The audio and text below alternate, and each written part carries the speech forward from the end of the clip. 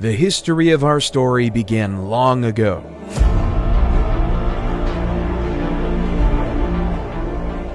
At one point in time, around 3 billion years ago, we were floating around as little tiny atoms in the little Petri dish of the world.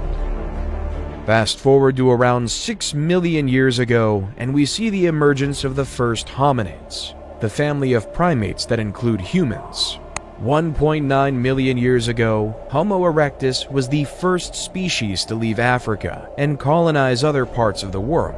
They had larger brains than their primate ancestors. Around 400,000 years ago, the first evidence of the Neanderthals.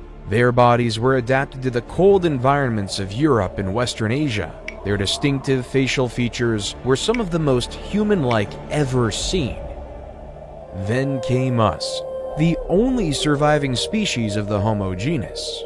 But how did Homo sapiens rise into a global dominance through the mechanism of civilization?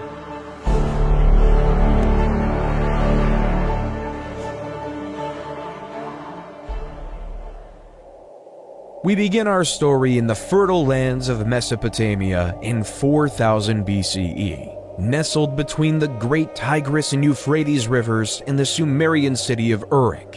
Instead of relying on hunting and gathering like our ancestors of the past, the citizens of Uruk were able to develop a way to harvest cereal grains like wheat and barley. However, turning cereal grains into edible foods took a lot of work.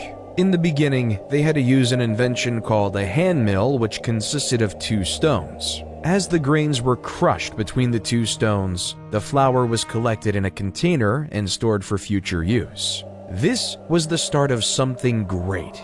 This complex, strenuous process was our modern world's first example of agriculture. We no longer depended on hunting animals or picking berries for our food. Rather than using human ingenuity, we can create our own food source. This allowed Uruk to prosper into a place with over 50,000 residents. However, this change did have a change on the human body. The average height of men drastically shrunk from 5'9" to 5'3", and for women they shrunk on average from 5'3" to 5 feet. Instead of being the super athletes we were of the past, we were smaller, less noticeable farmers. People also became landlocked, changing the very essence of what it means to be human.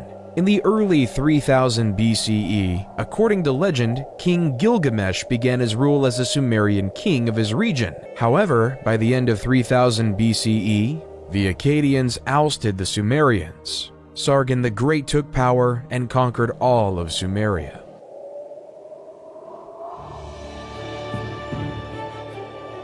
While in the Indus Valley in modern-day Pakistan, a new civilization was growing. The Indus Valley Civilization, 3300 to 1300 BCE, was most notable for its highly advanced toilet system. The toilets were built with a seat and a chute that led to the underground drainage system. The sewage was then carried away from the homes through a network of covered drains, preventing disease spread. The waste was treated and disposed outside of city limits, helping to keep the cities clean and hygienic.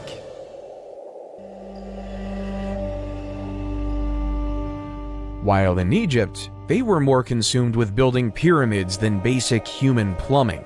This was because, in ancient Egyptian religion, it was believed that when a pharaoh was to die in the physical world, his spirit would continue to live on in the afterlife, in which they would continue to rule in perpetuity, and where they would be worshipped by the living. Inside these pyramids, the pharaoh's body was carefully mummified, a process believed to preserve his physical form and help ensure his spirit's journey to the afterlife. The pyramid was also filled with offerings and treasures intended to provide the pharaoh with the resources he would need in the afterlife. Every pharaoh wanted to make sure they were immortal. They wanted to succeed in the afterlife. They wanted to be worshipped forever. That's why it was an utmost priority for Egyptian pharaohs to build pyramids for themselves when laid to rest. It started when Pharaoh Djoser, 2667 to 2648 BCE, built the Step Pyramid at Saqqara, followed by Sneferu, 2613 to 2589 BCE, who built several pyramids, such as the Bent Pyramid and the Red Pyramid.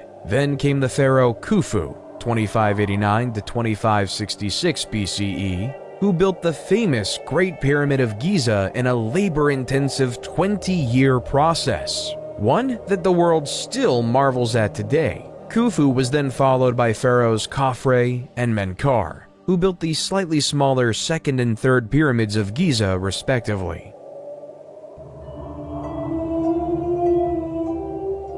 While over in China in the year 2100 BCE, the first Chinese dynasty was upon us. Like the people of Mesopotamia, the Chinese were ever reliant on agriculture, producing rice, wheat, and barley among other crops. However, as legend has it, the Yellow River flooded. These massive floods would destroy all the crops, leading to massive famine and suffering. However, not all was to be lost because Yu the Great was on his way. Yu was so distraught by this problem that he would spend his days traveling up and down the Yellow River. He found ways to divert the rivers by building levees and dikes so that he could regulate the waterways. Then, after 13 years of hard work, the floods could no longer wreak havoc on the land. The people were overjoyed, and Yu was hailed as a savior. That was the start of the first Chinese dynasty, the Jia dynasty. Though the accuracy of this tale is questioned by historians, it does establish an important precedent. The idea is that power ought to follow one's merit. An individual who deserves absolute power shall have absolute power. This idea would shape the world for years to come and cause the people of ancient China to follow him to create the first ever Chinese dynasty.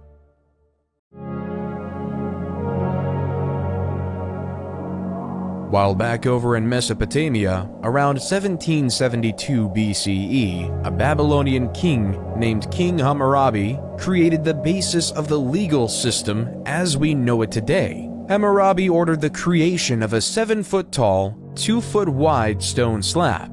Written on it was a system of 282 laws that each citizen of his kingdom was to follow. Such laws included various laws such as Law 1, if a man brings an accusation against another man, charging him with murder but cannot prove it, the accuser shall be put to death. Law 196, if a man destroys the eye of another man, they shall destroy his eye. Law 197 says, if he breaks another man's bone, they shall break it. Law 199, if he destroys the eye of a man's slave or breaks the bone of a man's slave, he shall pay 1/2 his price. However, what King Hammurabi did was create a society based on laws. He laid out strict laws, placing people into certain castes of life and value. Everyone was worth a different amount based on what class they were in society. There was no illusion of equality in ancient Babylon. Instead, it was pretty clear the value of a noble's bone was worth more than a plebeian's, which in turn was worth more than a slave's. An idea we continue to see throughout history.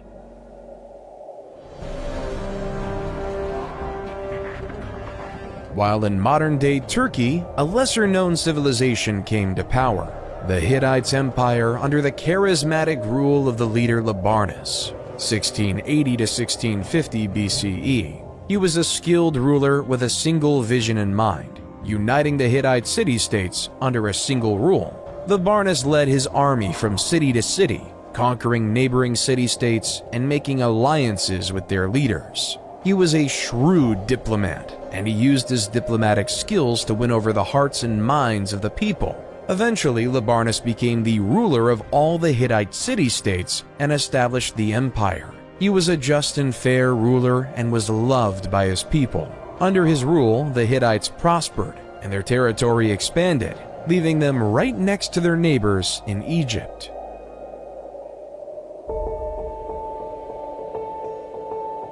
While in modern-day Greece, a collection of city-states emerged on the European continent. Mycenaean Greece, 1600 BCE to 1100 BCE, was dominated by an elite warrior society and consisted of a network of palace-centered states that developed rigid hierarchical, political, social, and economic systems. At the head of this society was the king.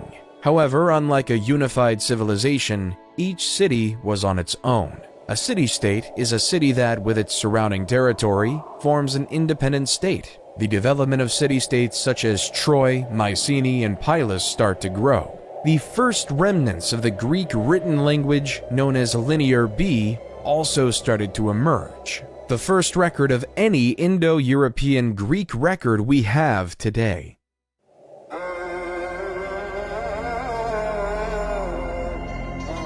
While back in Egypt, they started to create a social pyramid of another type, the Egyptian social pyramid. Like the Great Pyramid of Giza, it is more prominent at the bottom and tinier at the top. At the bottom lays the peasants and the slaves. They were responsible for doing all the manual labor. They worked on the lands. They would spend the day in and day out farming, producing food for all of Egypt. Then, when the season to farm was over for the year, they would work on the pharaoh's massive building projects, literally building the pyramids. Slightly above the slaves came the artisans. They were the stonemasons, the plasters, and the sculptors who created the exuberant art the wealthy desired, and for Egypt is most known for today. Then came the merchants, who spent their days navigating the Nile, trading gold, papyrus, and linen to anyone who could afford it. They were well respected and able to make a healthy profit by selling. Then came the scribes. These masters of the world would go to specialized scribe schools just to master the language of ancient Egyptian hieroglyphics. In practical use, these scribes took account of the stores of food, various tax documents, and even the daily lives of the pharaoh. After the scribes came the soldiers. The soldiers were tasked with protecting the Egyptian empire. They dedicated their lives to defend or make preemptive strikes against their enemy. Generally, they were well fed. Then, near the top, came the bureaucrats. These high-ranking government officials did essential tasks at the top of society, like the viziers, who ran the logistical tasks necessary to run a civilization. The priests oversaw taking care of the temples to ensure the gods were well cared for. The nobles oversaw specific regions of the empire and kept order in said regions. At the top, the purpose of everyone below was the pharaoh, the king and the mediator between the gods and the world of men.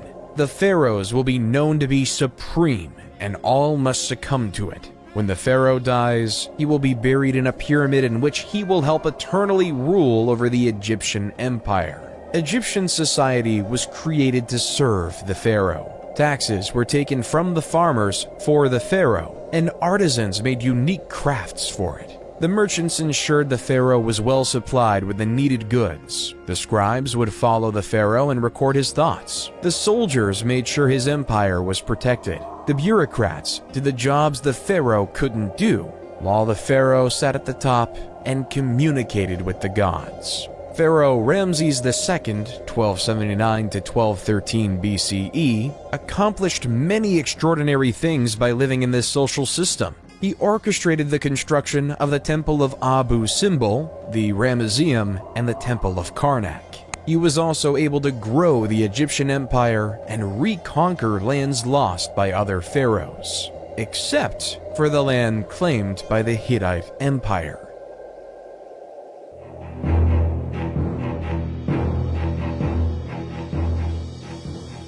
The Hittite king of the time, Mtwali II, 1295 to 1272 BCE, was notorious for ordering his troops to attack his Egyptian neighbors. Following the example of Labarnus, Mtwali wanted to unify the world under Hittite rule. However, Ramses had enough. Other pharaohs in the past have tried to stop the Hittites, but he knew if his empire was to ever succeed, he needed to attack back. His target is the city of Kadesh. Ramses rode in on his chariot with 4 divisions of 20,000 men ready to dominate and kill Mtwali. However, the Hittites already knew of the incoming Egyptian invasion through espionage. They fortified their city with 40,000 of his own men. A war was about to commence. Ramses decided to split up his divisions to force Mtwali out, but yet Mtwali never did. A gruesome mistake. Splitting up his forces left him exposed, unable to get an advantage, allowing Mtwali and the people of Kadesh a chance for victory. Historians believe that all they did was come out from the fortification of Kadesh and trap Ramses II's forces in his army by the river.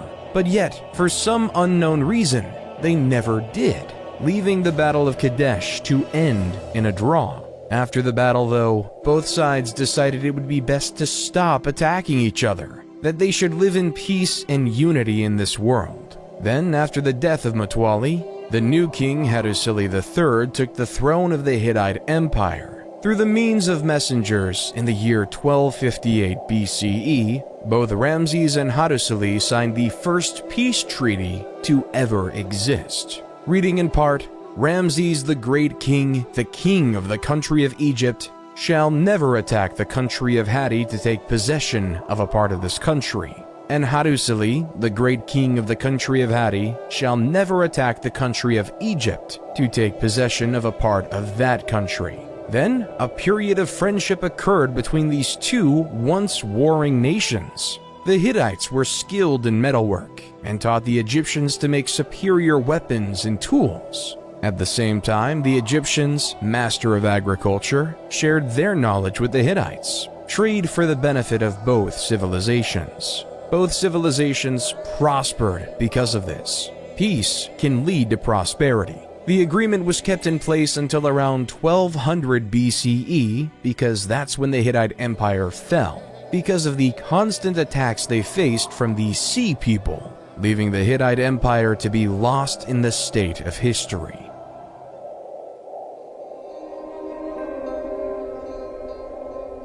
While on a continent far away, the first civilization in the Americas was taking foot in modern-day Mexico. The Olmec civilization, 1200 BCE to 400 BCE, is often considered the mother civilization of Native American civilizations. However, sadly though, not much is known about them, mainly due to their writing in a hieroglyph historians still can't decipher. One of the few remains we have are these 17 colossal stone heads. In Mesoamerican culture, there is this belief that the head alone could contain an individual's emotion, experience, and soul. We may not know their leaders' names like of other civilizations, like Ramses and Hammurabi. When looking through the eyes of a stone head, we can still feel their presence. And in some ways, they remain immortal, enshrined in history. For one day we may learn who they are. While in the east, the Zhou dynasty, 1046 to 256 BCE, in China was taking its stride. The Zhou dynasty gained power because of the failures of the less critical Shang dynasty. They believed in the idea of a mandate from heaven. This resulted in 4 principles in the Chinese dynastical structure that would be repeated repeatedly. 1. Heaven grants the emperor the right to rule. 2. Since there is only one heaven, there can only be one emperor at any given time. 3. The emperor's virtue determines his right to rule. And 4. No one dynasty has a permanent right to rule. A ruler in dynasty could lose the mandate from heaven, and the heavens weren't always on the side of the rulers. Over time, it will fade into another dynasty. The heavens would send signs of droughts, famines, floods, and earthquakes across the land, signaling they'd lost the blessing from above. This is how the Shang dynasty fell, and the Zhou dynasty grew to prominence. The Zhou dynasty brought another style of government and the creation of feudalism. The system was straightforward, leading to another social pyramid. At the bottom lay the peasants, who were tied to the land and whose job was to produce crops for the empire. Then came the soldiers, whose job was to protect the lands from foreign invaders. Then the lords, who owned the land and taxed the peasants a portion of their crops, who in turn, the lord gave some of their crops to the king. The person in charge of the whole empire, the king, would then receive more crops and become very wealthy. All profits go to the king, and all work goes to the masses. Why would anyone just settle for a life of farming day in and day out? There are 2 reasons for this phenomenon. The first reason was due to necessity. It took many more people to feed an empire and a family back then, and the second reason being philosophy. Towards the end of the Zhou dynasty, the beginning of Eastern philosophy was created. Confucius created a philosophy system justly named Confucianism, which is focused on the importance of respect, loyalty. He sat down under a fig tree and meditated until he achieved enlightenment. Enlightenment is a state of inner peace, in which one has transcended the limitations of the ego and is in touch with a universal consciousness or divine essence. It isn't a fixed and permanent thing, but rather an ongoing process of growth and development. But under that fig tree, Siddhartha became known as the Buddha, or the Awakened One. He would spend the rest of his life traveling the countryside, becoming close to the Enlightenment. Darius was determined to follow in his father's footsteps and take over the world. After finalizing their rule over the city-state of Ionia, the Persians were on a quest to take over Greece. Darius and his 20,000 men came to the city of Marathon in the year 490 BCE, a city 26.2 miles away from Athens. The Athenians were vastly outnumbered, with only 10,000 men. As the Persians were trying to regroup, the powerful Greek hoplites crushed the weaker Persian foot soldiers by routing the wings before turning towards the center of the Persian line. The remnants of the Persian army fled to their ships and left the battle. Early historians believe the battlefield littered 6,400 Persian bodies, while the Athenians lost only 192. So the Persians retreated, and an Athenian messenger named Pheidippides ran the 26.2 miles from Marathon to Athens, exclaiming with joy how the Athenians just beat the mighty Persian Empire. All of Athens went crazy with this fantastic news, hence leading the Pheidippides' historic trek to be sketched into history as the world's first marathon. However, the Persians weren't done, even with Darius I dying of mysterious circumstances. His son, Xerxes I, took over the crown and wanted to complete his grandfather's legacy. In 480 BCE, Xerxes I wanted revenge, so he brought his enormous invasion force of over 100,000 soldiers and was dead set on conquering Greece. Then, at a narrow pass at Thermopylae, the Spartan king Leonidas had his force of 7,000 Spartans maintain the defense. Leonidas knew of his disadvantage and developed a bold and daring plan to defeat the Persians. Rather than waiting for the Persians to attack, Leonidas ordered his soldiers to make a surprise attack on the Persian camp, catching the Persians off guard and disrupting their formation.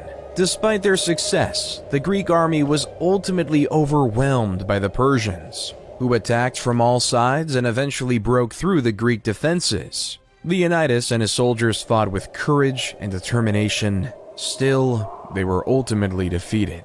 Then came the Battle of Salamis, where the Greeks could change the tilt of the war in a naval battle between the 500 Persian trireme and 300 Greek trireme. It didn't look good for the Greeks. Still, the great Athenian general, Themistocles, employed his plan to move the Persian fleet into the narrow straits of Salamis and hit the enemy fleet so hard that it had nowhere to retreat. After a massive sea battle, Themistocles won Greece the victory and changed the face of the war. The Persians still had their goal: conquer the Greek city-states. Xerxes had returned to Persia, leaving Persian general Mardonius in charge of the Persian force for most of the significant battle yet. After diplomatic talks ceased, Persia knew they had to attack. As the Persians sent their troops to Plataea, the Greeks knew they had to work together. With 30 various Greek city-states working together, they were able to field a massive 110,000 hoplite army with the primary purpose of defeating Persia. Though that was nothing compared to the estimated 150,000-man army of Persia. The battle was fierce and intense, with both sides fighting with ferocity and determination. The Greek hoplites continued to be effective against the Persian cavalry and archers. The Greeks also strategically used the terrain, fighting on a slope that helped offset the Persian numerical advantage. In the end, the Greeks defeated the Persian forces and secured a decisive victory. The Persians suffered heavy losses, and Mardonius was killed in the fighting. The Battle of Plataea marked the end of the Greco-Persian Wars and the Persian threat to Greece. And responsibility in all relationships in life. A central concept of Confucianism is called Li, which can be translated as rituals, customs, or manners. Li refers to the formal and informal social conventions that guide societal behavior. It is seen as maintaining order and harmony in social relationships, while Lao Tzu created another philosophy called Taoism. The word Tao means the way or the path, and Taoism teaches that individuals should seek to align themselves with the natural flow of the universe, rather than fighting against it. Live your life as peacefully with yourself as possible. And don't worry about external things outside your control. Just focus on your farming. One of the most famous contemporaries from Taoism is the idea of yin and yang, representing complementary and interdependent forces in nature, such as light and dark, hot and cold, or masculine and feminine. Taoism teaches that by balancing these opposing forces, individuals can achieve harmony and fulfillment. Confucianism and Taoism made life bearable for ancient Chinese farmers. But as time progressed, the city-states that occupied ancient Greece grew. Around 800 BCE, the Greek cities started to realize that the land they occupied was practically infertile, so to produce an essential staple of grain, they had to import it. Hence why the Greek states had to colonize the world around them. The city-state Miletus, at its height, had over 90 colonies throughout Europe, producing food for the Greeks. At its height, the Greek had set up colonies from modern-day Marseille in France to Rostov-on-Don in Russia.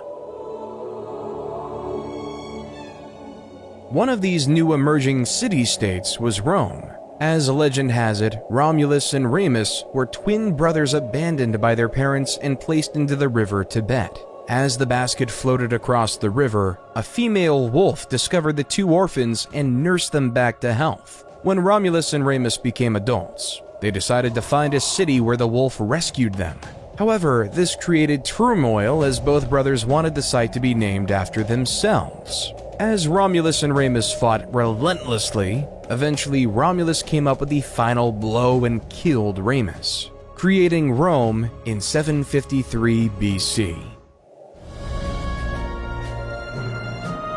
While the Greek city-states might have been colonizing, Cyrus the Great was about to take over an empire. At the time, the Persians were subjugated to the rule of the Medes Empire. According to legend, after his grandson Cyrus was born, King Astyages of Medes had a vivid dream that his little grandson would one day stage a revolt against him.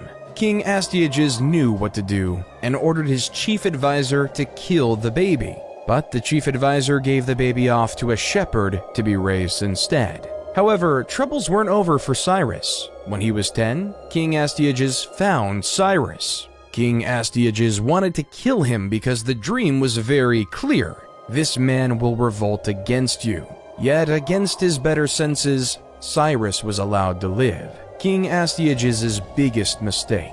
When Cyrus was a man, he gathered his army and revolted against his maternal grandfather. The two, but as prophecy had it, Astyages surrendered in 550 BCE. However, Cyrus wasn't done conquering. He conquered Babylon and became the supreme ruler of Mesopotamia, and even the Indus Valley civilization. The world was in Cyrus's hand. Cyrus then took over the Greek colony of Ionia in Asia Minor, leading a great Persian empire, and then he died, leaving it all in the air for the next great Persian king, Darius the Great. While back in Greece, various city-states started to gain power, but two were at the forefront: Sparta and Athens. Sparta was a military powerhouse. The famous Spartans believed everything should focus on physical strength and war. When a new young Spartan was born, it would be slaughtered if it didn't look healthy. Boys were taken from their families at a young age and were trained to become soldiers. The brutal training included physical conditioning, weapons training, and harsh living conditions. The entire life of a Spartan was to win a war. Their society reflects it with three main groups. The ruling class consisted of aristocrats who held political power, the free non-citizens who were not allowed to participate in government but were still expected to serve in the military, and the helots, a group of enslaved people that provided labor for the Spartan state. Life in Sparta was harsh, brutal, and militaristic.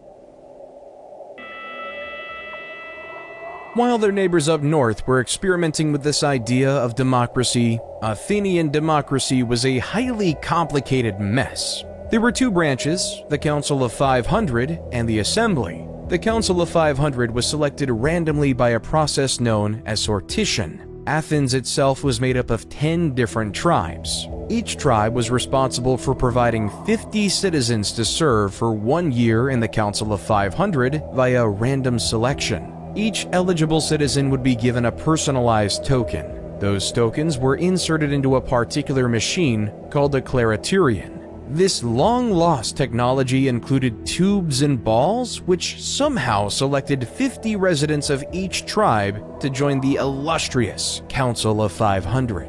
While in the Assembly, there was a system in place that said that every single citizen had a vote. Of course, to be a citizen, you had to be a male and not a slave, and either born in Athens or to Athenian parents. The Council of 500 would create the agenda for the main assembly to vote on because over 30,000 people could have a vote at any given time. It was total chaos. So to quell this, the council would nominate 9 presidents the morning of the meeting, and it was their job to ensure all the rules and procedures were being followed. Since they were appointed right before the assembly met, they were almost impossible to bribe.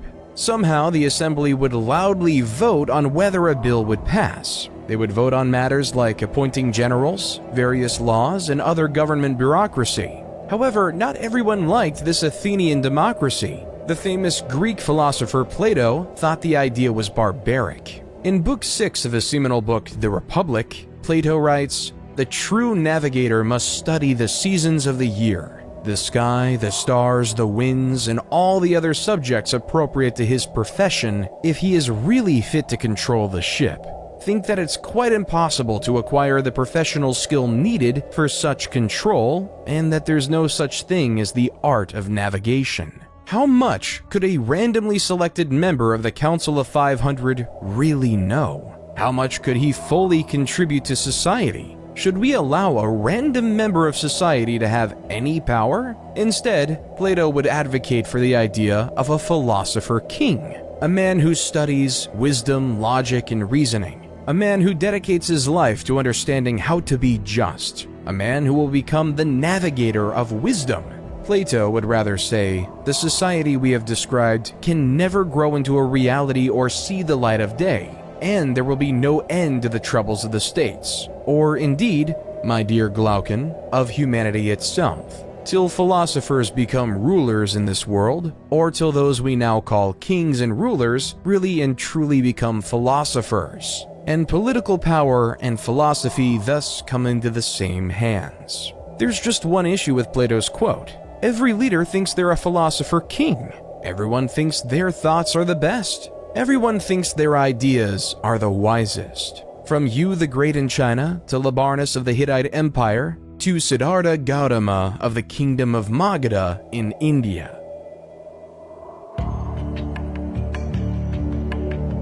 While not so far away, in the Indian Kingdom of Magadha, a spoiled prince named Siddhartha Gautama, 500 BCE, lived in luxury inside a palace. Inside this palace, Siddhartha could have anything he wanted. All the jewels, all the wealth, all the finest goods thrust upon him. His world inside of the palace was a utopia on earth. There was no want, need, or desire, and it was perfect.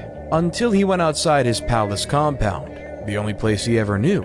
As he took his first steps outside of his palace, what he saw struck a chord. He saw an old man dying right on the street in front. He realized that the human experience wasn't something that was perfect and sublime, Instead, it was death. As Gilgamesh realized many years ago, this was an inevitable part of the human experience. Siddhartha left his life of luxury behind and began a quest for knowledge and enlightenment. He studied with spiritual teachers and meditated for many years, searching for answers to life's big questions. Finally, after 6 years of seeking, after the Persian War, life in ancient Greece was spectacular. A golden age of culture was upon us. With no longer having to face the threat of war, Athens was able to create architectural wonders, such as the Parthenon. The Parthenon sits upon the Athenian Acropolis, a prominent hill overlooking the city of Athens, to show its wealth and culture. No matter where you'll go in Athens, you can still see the Great Parthenon even today. Then came the theater. Around this time, the state would sponsor the most significant poets to create stories in the Athenian festival, called the City Dionysia, a festival designed to worship the Greek god of theater and fertility, Dionysus, creating playwrights such as Sophocles, Aeschylus, and Aristophanes. States were hungry for power. Athens was recruiting city-states into their Delian alliance, while Sparta was recruiting city-states into their Peloponnesian alliance. Both Sparta and Athens felt like they should control the city of Korkia, hence why in 434 BCE, war was upon the Greek peninsula, resulting in naval battles such as the Battle of Siblos and the Battle of Pylos. By 421 BCE, a short peace was negotiated. However, this peace would not last, and Athens had their eyes on Sicily. Initially, the expedition was going well. The Athenians established alliances with several Sicilian cities, and won several minor skirmishes against the Sicilian forces. But soon, Alcibiades, one of the greatest naval generals in history, was recalled to Athens to face charges of sacrilege. The Athenian fleet was left without his leadership. In his absence, the expedition began to unravel. The Athenians could not take the city of Syracuse, which had fortified its defenses and was well prepared for a siege. The Sicilians were aided by reinforcements from Sparta, which saw an opportunity to strike a crippling blow against its arch-rival Athens. The Athenians suffered from a lack of supplies and were plagued by disease. At the same time, the Syracusans launched a series of surprise attacks and ambushes. Finally, after months of grueling fighting, the Athenian fleet was destroyed in a decisive battle. Thousands of Athenians were killed, and many more were captured and enslaved. A decade after that, Athens fell to the Spartans. The age of legendary Greece was now over. Both Athens and Sparta were significantly weaker, never to regain the same power they once had, leaving the world ready for a philosopher king to conquer it all. Then, in the east, the mandate of heaven was up. The Zhou dynasty, after a long 800-year rule, it was deemed by the heavens that their empire was up, which led to a period known as the Warring States, 474 to 221 BCE. This resulted in Han Fizi, who created a new philosophy called legalism. Followers of legalism believed that people were inherently selfish and would only act in their own self-interest, and that the only way to keep them in line was through a system of rewards and punishments that was clear and consistently enforced. This resulted in Fizi claiming that the best way to achieve social order was by establishing a powerful ruler responsible for enforcing the law and punishing wrongdoers. He also believed the ruler should have complete control over the military, the economy, and society. While in the heart of the Oaxaca region of Mexico, the Zapotec civilization started to flourish. The capital city of Monte Alban was being built on a mountaintop overlooking the entire Oaxaca Valley. Perched on the mountaintop overlooking the Valley of Oaxaca, the city was home to a ruling elite who oversaw a hierarchical social structure that included middle-class artisans and lower-class farmers. The people of the Zapotec civilization were known for their innovative agricultural practices, including the cultivation of maize and other crops, which sustained their communities in times of drought and other environmental pressures. They also developed an early writing system, which used a combination of symbols and glyphs to represent words and ideas. They developed an advanced calendar system based on 260-day and 365-day solar cycles. In Greece, during the year 356 BCE, in the city of Pella in the Kingdom of Macedon, the greatest commander in history was born. Alexander the Great grew up knowing he would be a leader, and was the son of King Philip II and Queen Olympia. But the teacher was much more impressive. Since he was a kid, Alexander was tutored by Aristotle. Aristotle is the man who is known as the father of logic. He created the fields of biology and taxonomy by introducing a way to think called the scientific method, a method that is still taught in schools to this day. He also wrote extensively about philosophy, ethics, and art, changing the face of the world as we know it today. This is the man who was in charge of teaching Alexander the Great. Alexander was 20 when his father was assassinated, but his excellent education allowed him to take over the rest of the world. After his father died in 336 BCE, Alexander was hell-bent on keeping his family's power. So when the Greek city of Thebes decided to revolt, Alexander and his army marched 240 miles in 14 days. When Thebes refused to surrender, he razed the entire city to the ground, and 6,000 were killed, and the rest were sold into slavery. The rest of the Greek city-states recoiled in fear, allowing Alexander to do as he pleased, leaving for his new target to be Persia and the new Persian king, Darius III.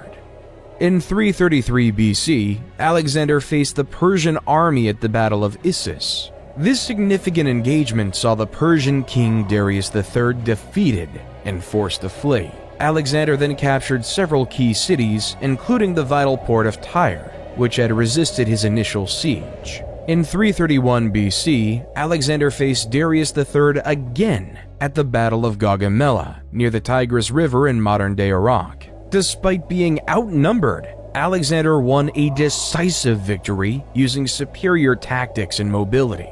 The Persian army was shattered, and Darius III fled once again.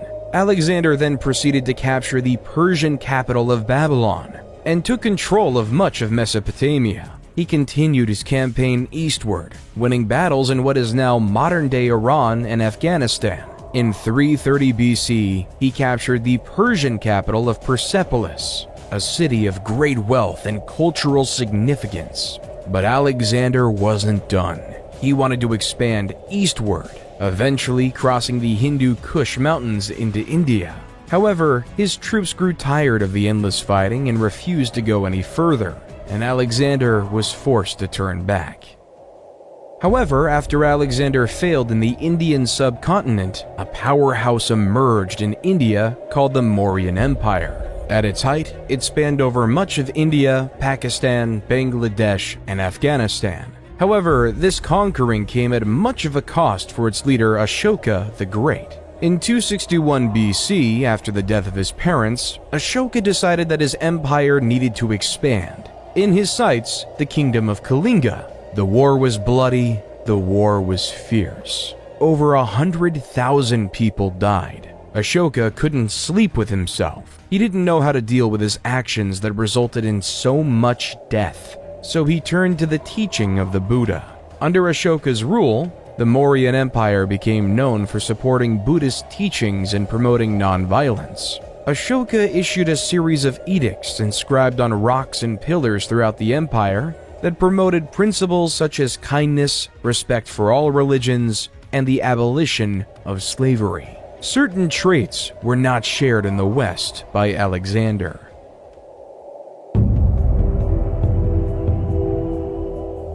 In the West, it was deemed honorable to die in combat, and a hero's death would be remembered forever. A farmer will die in anonymity, Alexander died a few years later in Babylon at the age of 32. Throughout his expedition, Alexander was spreading Greek ideas founded by his once wise teacher, bringing the rise of Greek ideals across the land, starting the seeds of the Western cultures we see today. Once Alexander died, his empire just could not sustain itself. His generals feuded as to who should be the leader of this great empire. Everyone wanted power, yet in fighting, left to waste in oblivion. Eventually, in 323 BC, after senseless wars, the Greek generals divided the world into three major empires: the Ptolemies in Egypt, the Seleucids in the east, and the Antigonids in Greece. Ptolemies, one of Alexander's generals, led Egypt into a period of prosperity. Inspiration by his former leader, Ptolemies built the Library of Alexandria, a hub for an intellectual scholarship. Intellectuals from all over will come to the library to exchange ideas and thoughts throughout the world, leaving us to have great philosophers like Plato and Aristotle to be the backbone of our culture. While the general Seleucid was given the keys to the city of Babylon. Babylon at this time was a cultural hub melting Greek, Persian, Indian, and Central Asian cultures. Seleucid, though, preferred Greek ideas and Greek language. The Seleucid Empire was at its height during the reign of King Antiochus III, 223 BC to 187 BC. Under King Antiochus III, the Seleucids encompassed a vast territory from modern-day Turkey to modern-day Pakistan, one of the largest empires on record until the rise of the Romans. While the Antigonids did not have nearly as much success. By the time Antigonids I took power, the Greeks were just a shell of what they once were. The age of the Greeks was behind us. The Ptolemies, the Seleucids, and the Antigonids went astray from the Roman Empire. However, for Rome to rise, it had to face a powerful foe, Carthage. Both Rome and Carthage had a desire for the same city-state, Messina, on the island of Sicily. This would give either civilization a foothold to grab power in the Mediterranean. The First Punic War was upon us, and after 20 years of fighting, in the year 241 BCE, and the defeat of Carthage, the Treaty of Lutatius was signed. The peace, though, was short-lived. In 218 BCE, the Second Punic Wars began when the Carthaginian general Hannibal invaded Italy with his army, including elephants, to conquer Rome. Hannibal won several early battles, including the Battle of Cannae in 216 BCE. Still, he was ultimately defeated by the Roman general Scipio Africanus at the Battle of Zama in 202 BCE. The war resulted in the complete defeat of Carthage, which was forced to cede its territories to Rome, and the end of the Carthaginian Empire. There was no doubt in the world anymore that it was time for the Romans to take charge in the West.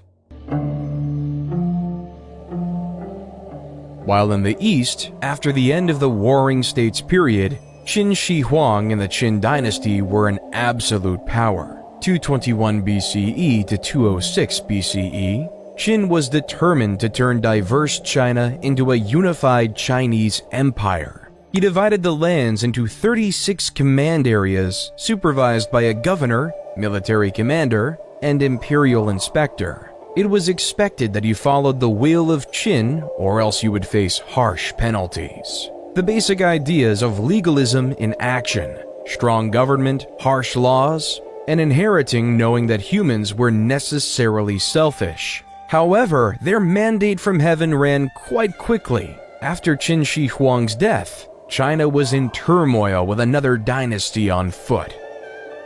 Liu Bang, leader from 206 to 195 BCE, after leading a revolt against the Qin, was declared emperor of the new Han dynasty. Instead of following the strict legalistic mindset of the Qin, Liu decided to set his empire as a Confucianist paradise. The ideals of moderation, virtue, and piety, as set through Confucianism, were marched throughout the empire, weaving the cocoon of a powerful dynasty.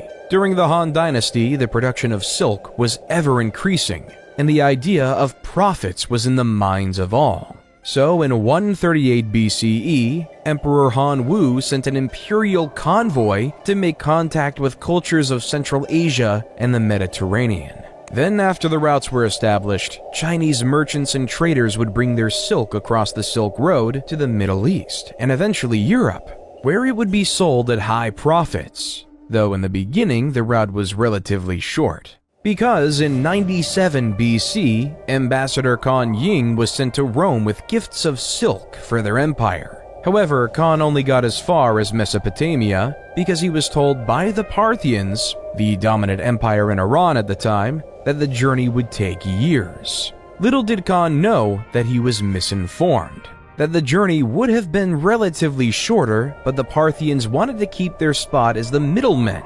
They did not want China and Rome to have contact with one another, creating a system of three empires smushed right up against each other: Rome in the west, Parthians in the center, and China in the east. Then in 86 BCE, Greece, already being weakened by the conquest of Alexander the Great, was now the target of the Roman Empire. General Lucius Cornelius Sulla led an army of legions to the forefront of Athens. He besieged Athens for several months, brutally torturing the citizens within. Eventually, when Athens fell, he ordered his soldiers to loot and pillage the city, destroying many important cultural treasures. This takeover cemented Rome as a superpower. Athens no longer had the power, but rather it was in Rome. While in 63 BCE, General Pompey was tasked with capturing Jerusalem and the region of Galilee, the Romans quickly captured the cities, forcing Galilee to be placed under Roman rule, including a small village called Nazareth.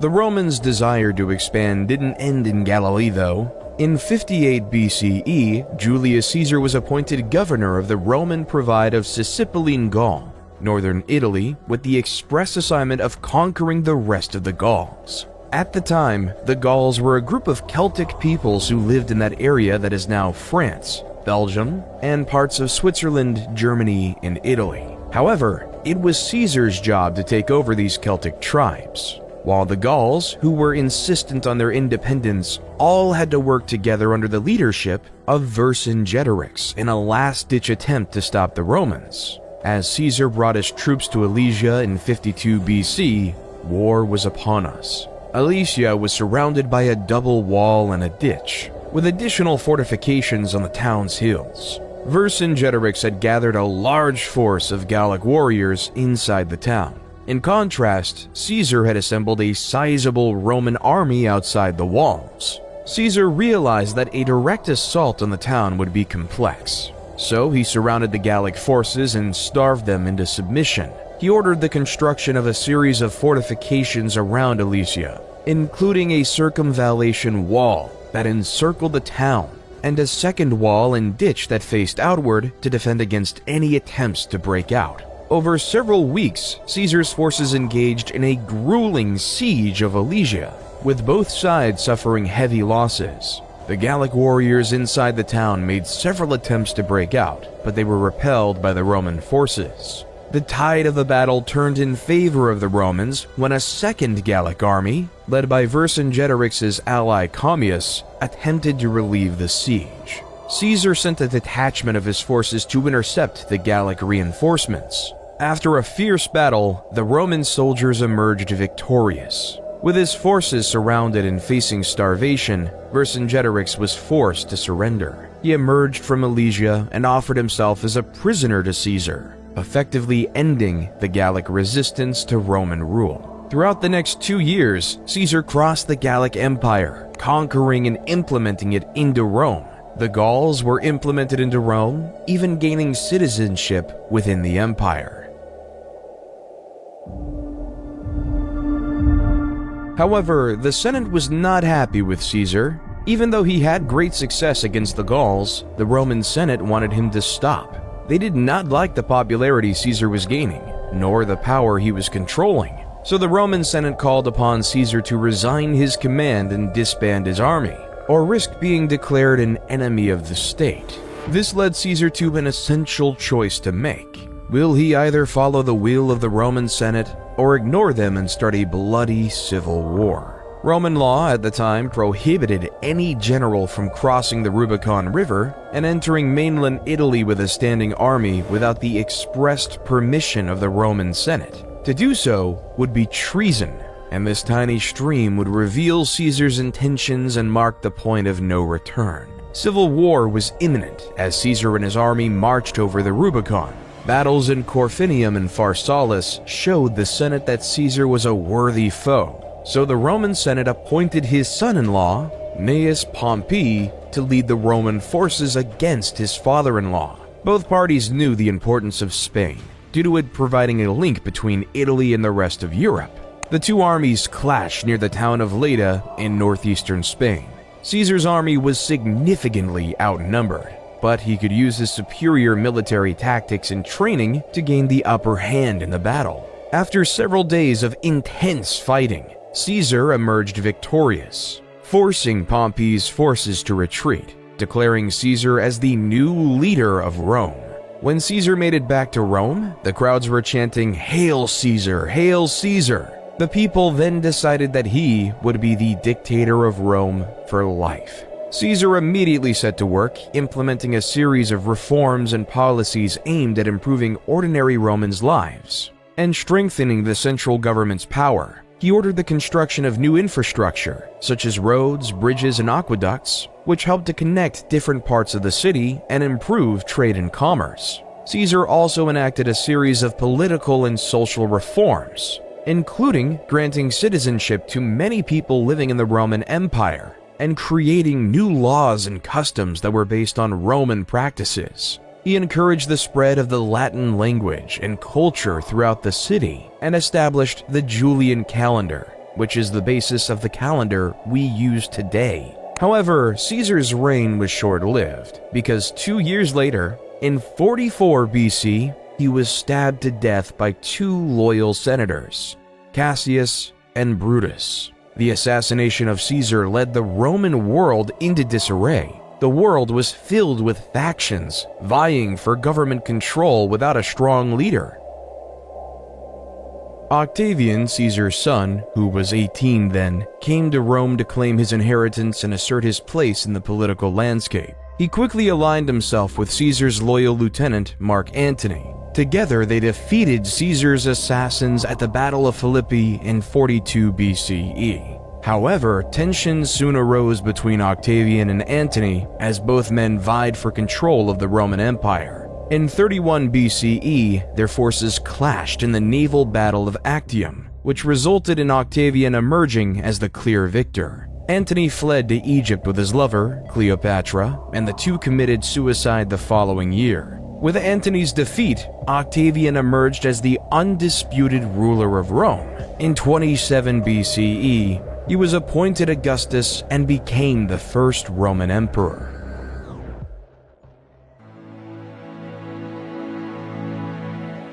During Augustus's reign, a man who would change the world was born in the Roman-occupied city of Bethlehem, Jesus Christ. The Gospel of Luke says, "In those days a decree went out from Caesar Augustus that all the world should be registered. This was the first registration when Quirinius was governor of Syria, and all went to be registered, each to his own town."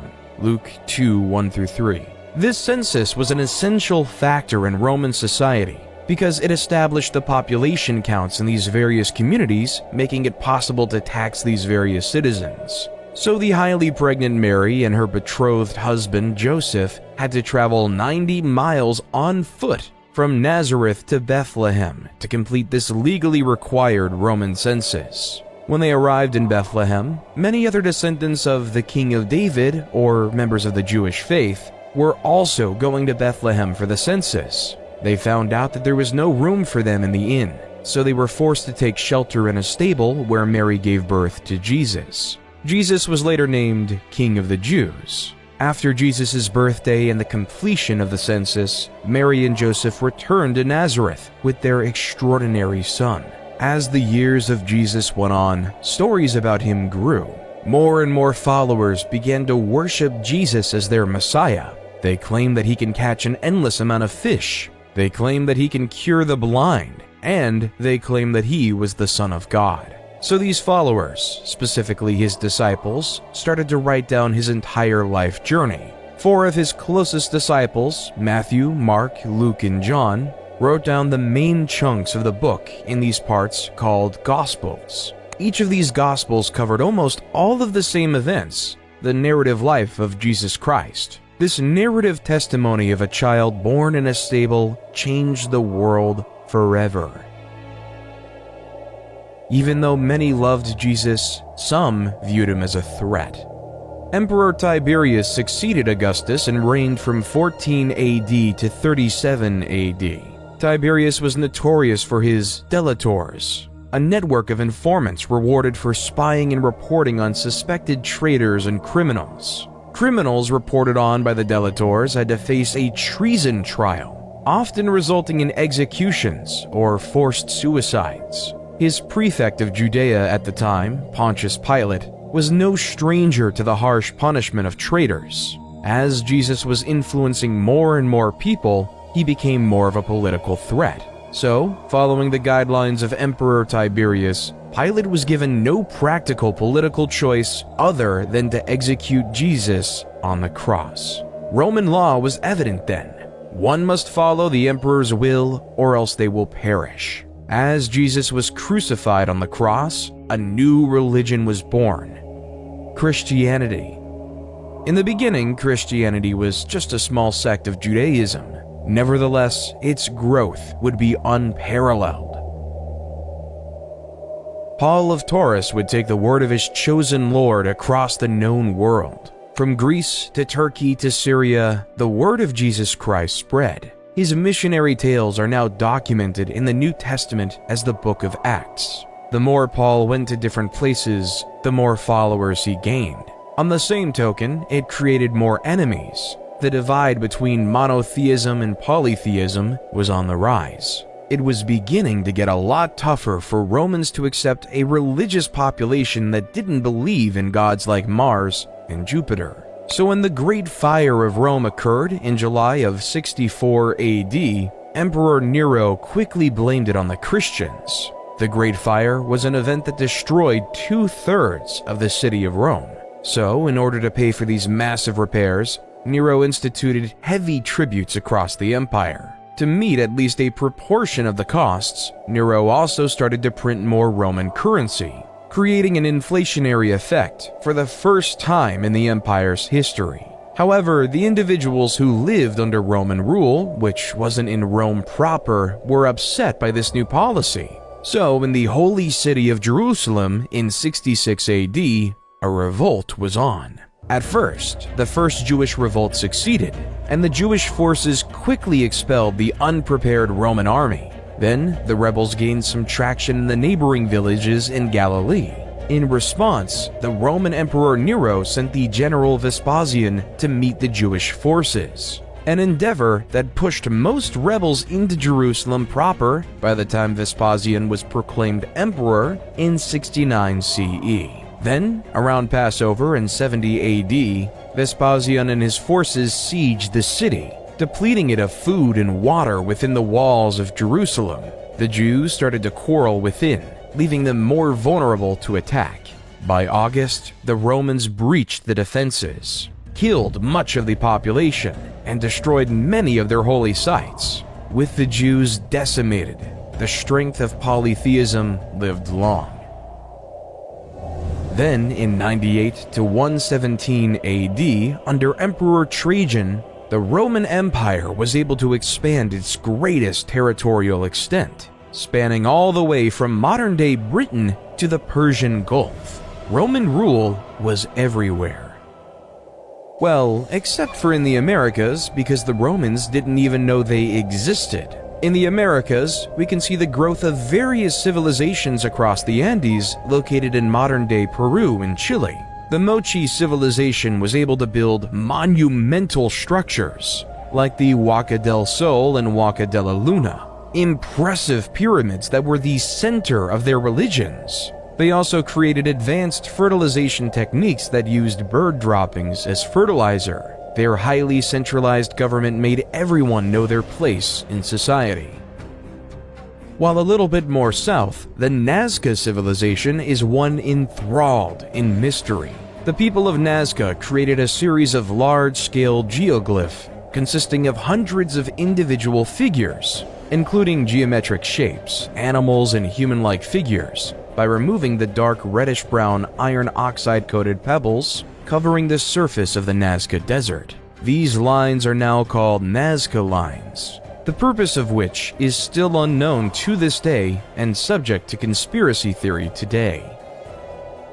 Around 100 AD, the Zapotecs started establishing Monte Alban, their capital. It was one of the first examples of urban planning in the Americas. The city was laid out in a grid pattern, with main roads and smaller side streets leading to plazas and public buildings. The city was also divided into different districts, each with specialized functions, such as residential, administrative, and religious, leaving it to be in use for 1,000 years after that.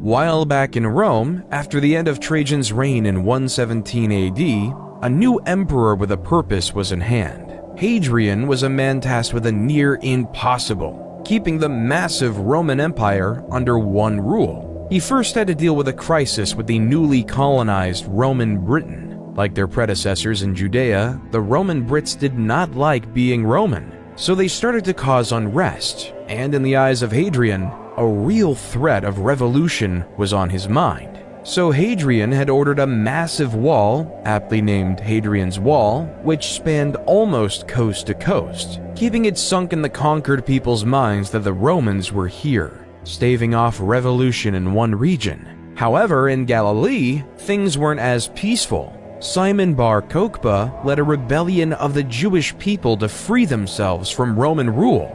As you see, Rome was developing a new city called Aelia Capitolina over the ruins of Jerusalem from the last revolt, with temples dedicated to polytheistic gods like Jupiter.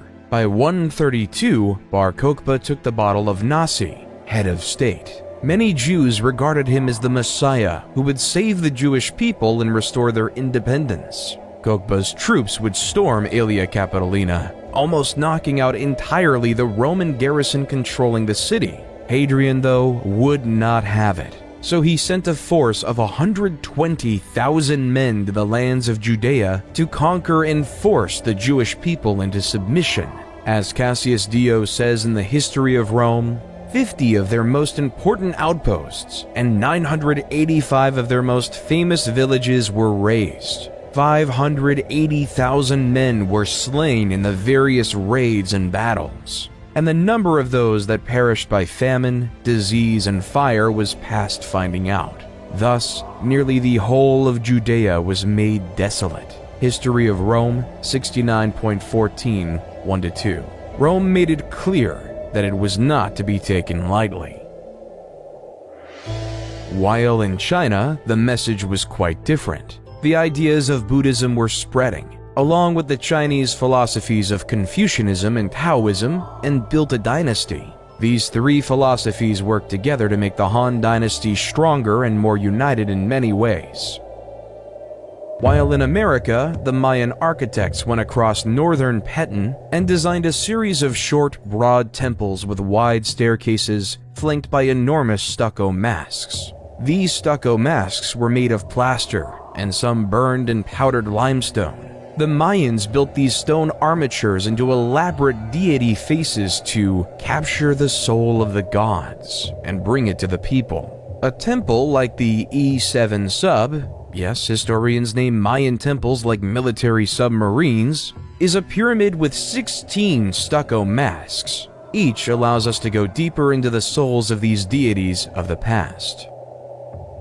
In the Middle East, a new empire was emerging with roots in the past. A man named Ardashir claimed to have royal blood that traced all the way back to Cyrus the Great. Ardashir claimed that he should be the true ruler of the Persian Empire, not those frauds of the Parthians. Ardashir was able to unite the various tribes of Persia, In 224 AD, Ardashir I led his forces against the Parthian king Artabanus V in a significant battle at Hormozgan. The Sasanian forces, known for their cavalry, defeated the Parthians and captured Artabanus V. With this victory, Ardashir I declared himself king and established the Sasanian Empire. Ardashir I quickly established a centralized government and built a new capital at Ctesiphon on the Tigris River. He re-established the Zoroastrian religion, which had been suppressed by the Parthians, as the empire's official religion. He also built a powerful military machine with skilled cavalry and archers. He began to expand his territory by conquering neighboring regions. As the Parthians were on their way out, so were the Han.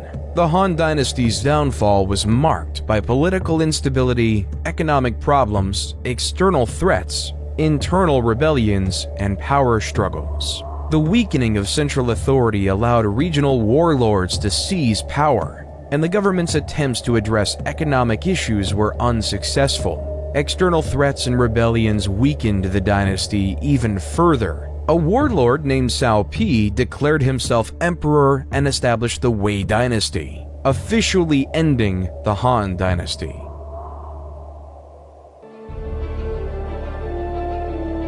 While back in Rome, Emperor Diocletian, 284 to 305, faced a problem. Rome was becoming too large and impossible to manage. So Diocletian created the Tetrarchy and divided the region into 4, where each region was governed by a separate emperor. Within the Tetrarchy, there were 2 types of emperors, Augustus and Caesars. Diocletian chose Maximian to be his equal to Augustus. In contrast, Galerius and Constantius were appointed to be Caesars. However, this system created uncontrolled chaos and anarchy. Each emperor had desires for power and ambition, and it all came to a head in 305 when power shifted.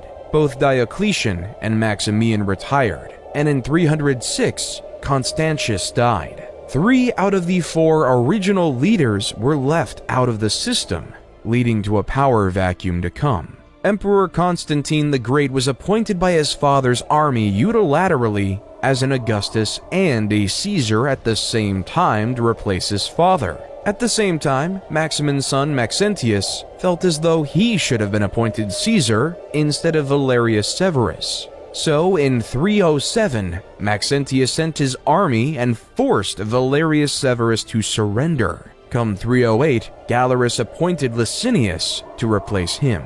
So on the west side of Rome, 2 emperors wanted to rule. Constantine ruled over Gaul and Britain, and Maxentius ruled Italy and North Africa. Maxentius had a difficult time consolidating his power, and he faced increasing resistance from the people of Rome. To try and secure his hold on power, Maxentius ordered the construction of a new bridge across the Tiber River near Rome, known as the Milvian Bridge. Constantine saw Maxentius as a threat to his power, so he decided to march on Rome to confront him. As the 2 armies approached each other near the Milvian Bridge, Constantine had a vision of a cross in the sky, with the words, "In this sign, conquer." Some accounts suggest that this vision may have been a dream or a hallucination, while others suggest that it may have been a sign from God. Regardless of the nature of the vision, Constantine took it as a sign that he would be victorious in battle if he fought under the sign of the Christian cross. He had his soldiers paint this symbol on their shields and banners, and he went into battle with renewed vigor and confidence. The battle was fierce and brutal, with both sides suffering heavy losses. Maxentius had a larger army, but his troops were spread out and disorganized. Constantine was able to take advantage of this, and he was able to push Maxentius's forces back towards the Tiber River. In the chaos of the retreat, Maxentius was forced off the Milvian Bridge and into the water, where he drowned. Shortly after his victory, Constantine met Licinius at Mediolanum, modern Milan, to confirm several political and dynastic arrangements to produce the Edict of Milan. This edict gave power for Eastern Rome to Licinius and Constantine's sole power of the West. More importantly though, this document extended religious tolerance for Christians. and restored any properties confiscated from them during the persecution. However, the peaceful coexistence of both rulers was short-lived. Though the edict allowed for the safety of Christians, Licinius was still very much a paganist. Their differences started to grow. All came near the city of Chrysopolis in 324 AD, where both armies went and fought. Constantine's military might was on display. He was able to force the Eastern Roman army towards the sea, leaving many to be killed or captured. Constantine was declared the sole leader of Rome, and Licinius was declared dead by hanging. He renamed the Eastern Roman capital from Byzantium to Constantinople to celebrate his victory. Then in 325 AD, Constantine presided over the First Council of Nicaea, when the 300 bishops established the now famous Nicene Creed, which declared that Jesus Christ was begotten, not made, and of one substance with the Father. Constantine was finally baptized as a Christian on his deathbed in 337 AD.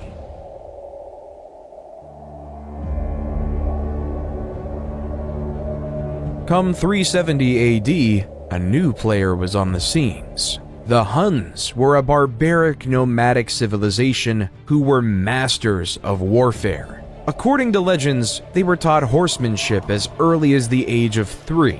Also, they would attack their own with a sword to teach them how to endure pain. These people weren't to be messed lightly with. When they crossed the Volga River in 370 on their horses and lusted for blood, the Alan civilization didn't stand much chance. 2 years later, they attacked the Ostrogoths, an eastern tribe of Germanic Goths who harassed the Roman Empire by frequently attacking their territories. By 376, the Huns had attacked the Visigoths, the western tribe of Goths, and forced them to seek sanctuary within the Roman Empire. As the Huns dominated Goth and Visigoth lands, they earned a new reputation as the new barbarians in town, and seemed unstoppable. By 395 AD, they began invading Roman domains, and some Roman Christians believed they were devils who arrived straight from hell. The reason they started invading Rome was because of the death of Theodosius the Great. His shining achievement as emperor was keeping the Goths and the Huns at bay. But on death, he decided to follow the ideas of Diocletian and split the empire up again, splitting up control between his two sons, Arcadius in the east and Honorius in the west, making Theodosius the last leader of a united Rome. With Honorius in charge, the incapable general made Western Rome an easy target to be bullied. The Visigoths, looking for a new place to live, had their eyes set on Rome. So throughout the early 410s, the Visigoths ransacked various Roman cities. Then, on August 24th, 410, the Visigoths sacked Rome, taking control of this historic city. It was the first time in nearly 800 years that a foreign army occupied the city of Rome. However, the Visigoths couldn't maintain control of Rome. Instead, they continued to ransack Roman territories until they established their kingdom in 418 in modern-day Spain. While the prospects of existence weren't so much better in Eastern Rome, the notorious Attila the Hun was gaining power, and his brutal tactics called him the Scourge of God. After a failed peace attempt in 441, Attila and his army stormed through the Balkans and the Danube frontier. Another peace treaty was forged in 442, but Attila attacked again in 443, killing, ransacking, and pillaging his way to the well-fortified city of Constantinople. However, due to Constantinople's high walls, Attila couldn't conquer it. Instead, Attila was able to muster another peace agreement. He would leave Constantinople alone in exchange for an annual tribute of 2,100 pounds of gold, a staggering sum. Then in 451, the Huns invaded the Gauls, allowing the once enemies of the Visigoths and the Romans to wise up and work together to fight the Huns. According to legend, the night before the imminent battle, Attila consulted sacrificed bones and saw that thousands of his army would fall in the fight. The next day, his premonition came true. In the Battle of the Catalonian Plains, after hours of ferocious fighting, tens of thousands of soldiers lay dead, giving Attila his first and only military defeat in history. However, even after the loss, Attila and his army marched on and returned to Italy, continuously ravaging the cities. In 452, with Rome in sight, he met Pope Leo I, who acted as an emissary between Attila and Rome. There's no record of what they discussed. Still, according to legend, the apparitions of St. Paul and St. Peter appeared to Attila. They threatened to kill him if he didn't negotiate with Pope Leo I. Attila decided to pull out of Italy and return to the Great Hungarian Plain, whether because of his fear of the Pope and his saintly allies, or because of his troops were stretched too thin and weakened by malaria. However, the struggle for Western Rome wasn't over. In 476 AD, the young Emperor Romulus Augustus had trouble keeping power for himself, as many Romans felt he was illegitimate. So the Eastern Roman Empire sent the Germanic general Odoacer and his mercenaries to suppress a revolt by the Roman army in the region. However, instead of supporting the Eastern Roman Empire, Odoacer saw an opportunity to seize power for himself. He turned against the Roman government and deposed the last Western Roman emperor, Romulus Augustus, effectively marking the end of the Western Roman Empire. As the steps of his victory, Odoacer was declared the King of Italy. However, Odoacer's victory was short-lived, because in 493, Theodoric the Great of the Ostrogoths, with the support of Eastern Roman Emperor Zeno, came in and created the Ostrogothic Kingdom of Italy, sending Odoacer to meet his fate. While Europe was in the crux of a dark age, India, under the Gupta Empire, was in a mathematical golden age. Great mathematicians like Brahmagupta started using zero as a placeholder, and as various solutions for mathematical equations. The astronomer Aryabhata was able to calculate the circumference of the Earth. He proved the world was round long before it was globally accepted. Aryabhata was also able to develop methods for calculating pi and square roots. However, his crowning achievement was creating the concept of an asymptote, which is a line that approaches the curve but never touches it.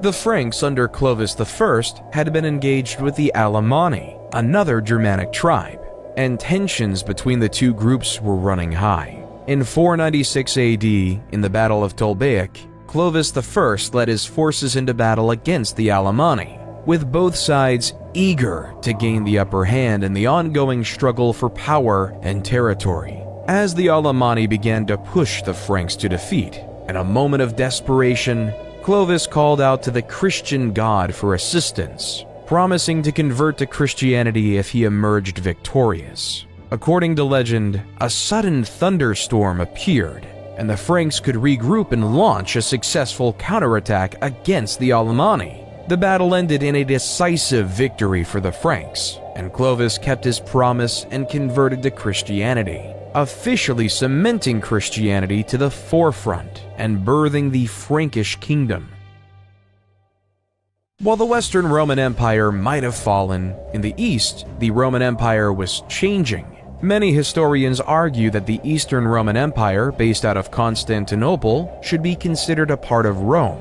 However, it is undeniable that under Justinian I would lead the eastern half into its next chapter in life, the Byzantine Empire. Whether it's a continuation of the Roman Empire before is a debate for another under. Under the leadership of Justinian I, like many Roman emperors before him, he would expand the Byzantine Empire to reach places such as Italy, North Africa, and even Spain.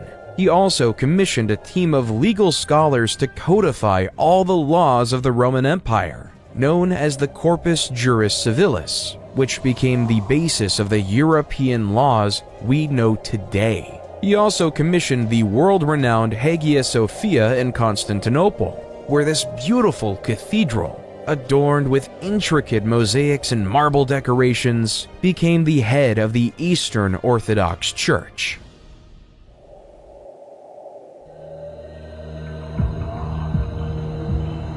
However, Jesus wasn't the only prophet at the time. In the small town of Mecca, a nomadic tribe called the Quraysh gave birth to a man who would change the religious world yet again, Muhammad. Muhammad was orphaned at an early age and was raised by his grandfather and later his uncle. As he grew up, he worked as a merchant, which earned him the nickname Al-Amin, meaning the trustworthy. On one of his pilgrimages in 610, Muhammad meditated in a cave on Mount Jabal Nur. The angel Gabriel appeared and relayed the word of God. Recite in the name of your Lord who creates a man from a clot. Recite, for your Lord is most generous, became the opening verses of Surah, chapter 96 of the Quran. At first, Muhammad was reluctant, not knowing how to disclose this information. However, soon enough, Muhammad began to gather a small following, which was mocked by the pagans of Mecca. However, when Muhammad denounced idol worship, the leader of Mecca knew that he was through. So through the resistance from Mecca, Muhammad and his followers were eventually forced to emigrate to Medina, a city 260 miles away. There, Muhammad was instrumental in ending various civil wars, creating a prosperous Muslim community. Nevertheless, this prosperity would be challenged by the members of Muhammad's old tribe, the Quraysh and their allies, who marched up to Medina with a large army to attack the Muslims. Muhammad devised a plan that they could defend the city if they dug a trench around its perimeter, making it near impossible for enemy forces to penetrate. For several weeks, the Quraysh tried to break through the trench, trying yet again. Eventually, strong wind and heavy rain caused the Quraysh forces to abandon the siege, marking the Muslims as victorious. In 630, the Muslim army marched into Mecca, taking the city with minimum casualties. Muhammad gave amnesty to the enemy leaders who once opposed him, converting most of the Meccan population to Islam. At the time of Muhammad's death, the Muslims had successfully united the Arabian Peninsula under the banner of Islam. After Muhammad's death, a series of caliphs or leaders took over the leadership of the Muslim community, beginning with Abu Bakr, a close companion of the Prophet. Under the leadership of the caliphs, the Muslim community continued to expand its territory, conquering new lands and spreading the message of Islam. At first, Abu Bakr had his eyes set on the Byzantine Empire's provinces of Syria, taking over the crucial cities of Damascus and Jerusalem. Then in 636, the Arab forces invaded the Sassanid Empire, taking over their capital city in 637, marking the end of the Sassanid Empire. Onward to Egypt they went, where after years of fighting, they successfully defeated the Byzantine to take over the city of Alexandria in 642 AD, economically crippling the Byzantines. By 716, the Arab forces had conquered much of North Africa, Carthage, and Spain, so that by 716, the Arabs had an extensive empire from Lisbon to China.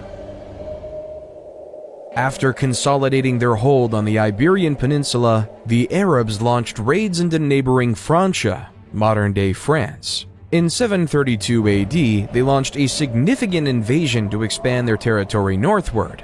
The Arabs' forces, led by Emir Abdul Rahman al-Ghafiqi, quickly conquered several cities in the region, including Bordeaux and Tours. However, Charles Martel, the military leader of the Franks, assembled a large army to meet the Arabs in battle. The battle of Christianity versus Islam.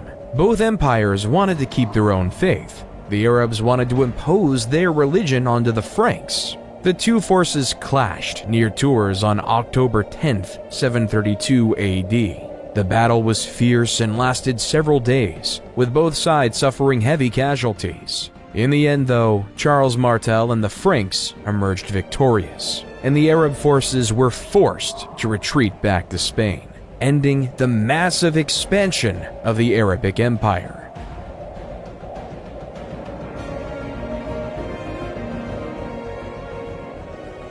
While in the West, the definition of God was war. In China, during the rule of the Tang, religions like Buddhism, Taoism, and Confucianism all coexisted peacefully. a citizen was able to believe what they wanted to believe, leaving for many temples and pagodas to be built across the empire. Also, during the Tang, the height of Chinese poetry was upon us. Poets like Li Po and Du Fu created poems that later became the foundations of Chinese literature.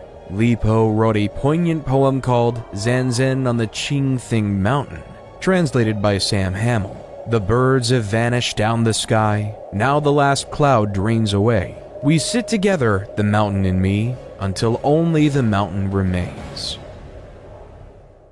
Charlemagne, also known as Charles the Great, became the king of the Franks in 768. Charlemagne was a skilled military leader who expanded the Frankish Empire through successful campaigns. He conquered much of Western Europe, including modern-day France, Germany, Italy, and Spain. Charlemagne was also a devout Christian and worked to spread Christianity throughout his empire. In 785, Harran was declared caliph instead of focusing on conquering like his brethren. He instead focused on the scientific growth in the new capital city of Baghdad. Harun al-Rashid wanted to create the House of Wisdom, a library and research center that attracted scholars from around the world. These scholars would come to the House of Wisdom with the desire to learn. They've translated the works of the past, as well as developing the science of algebra, chemistry, sociology, and the concept of infinity. While the Vikings had a different idea of progress. The Vikings were a group of uncivilized pagans from modern-day Scandinavia who wanted to gain material wealth. So June 8, 793 AD marked the beginning of the Viking Age in Europe. Lindisfarne was a small, isolated island off the northeast coast of England that was home to a famous monastery and considered one of Europe's most important centers of learning. On the day of the raid, a group of Viking warriors, likely from Norway or Denmark, landed on the island and attacked the monastery. The Vikings pillaged the monastery, killing many monks and taking others as slaves. The raid was a brutal and unexpected attack on a place of great religious and cultural significance, and it sent shockwaves throughout Europe.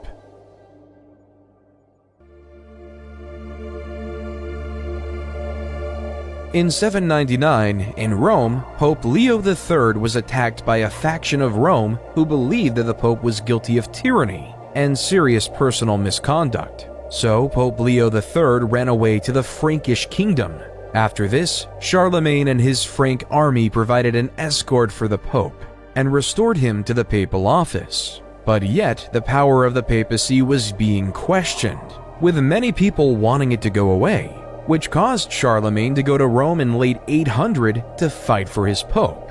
For his loyalty, on Christmas Day in the Basilica of St. Peter, Pope Leo III placed a crown on Charlemagne's head, declaring him the new Holy Roman Emperor, creating a new Roman Empire, the Holy Roman Empire, or at least the first rendition of it. Under Charlemagne, the foundations of a genuinely great empire were forming, but once Charlemagne died in 814, the new empire was bludgeoning with problems. His son, Louis the Pious, 788 to 840, inherited an empire filled with problems. Many of his own citizens viewed him as a strong Catholic who was well-intentioned but was incredibly weak and unable to do anything. As the Vikings continued their raids along the Rhine River, attacking Holy Roman Empire cities such as Cologne, Trier, and Mainz, raiding various Catholic monasteries, and destroying religious artifacts caused fear and hatred among his citizens. Why would anyone trust a leader if they can't stop barbaric pagans? So, various local leaders started to focus on defending their land, rather than relying on the central government for defense. Hence beginning the process of independently recreating the Chinese system of feudalism. At this time, people would willingly farm on lands, giving up their freedom to these local leaders to protect them from the Vikings, creating the basis of a new system of feudalism. While the Holy Roman Empire might have been fighting with the Vikings and the Byzantines were fighting with the Arabs, in 820, a group of Arab raiders landed on the island of Crete, Over the next several years, Arab forces gradually gained control of the island, overcoming the resistance of the Byzantine defenders. The conquest was completed in 827, and Crete became part of the Arab Empire. The conquest of Sicily and Sardinia followed a similar pattern. In 827, a large Arab fleet landed on Sicily, and Arab forces quickly gained control of much of the island. They then moved on to Sardinia, which fell to the Arab invaders in 828.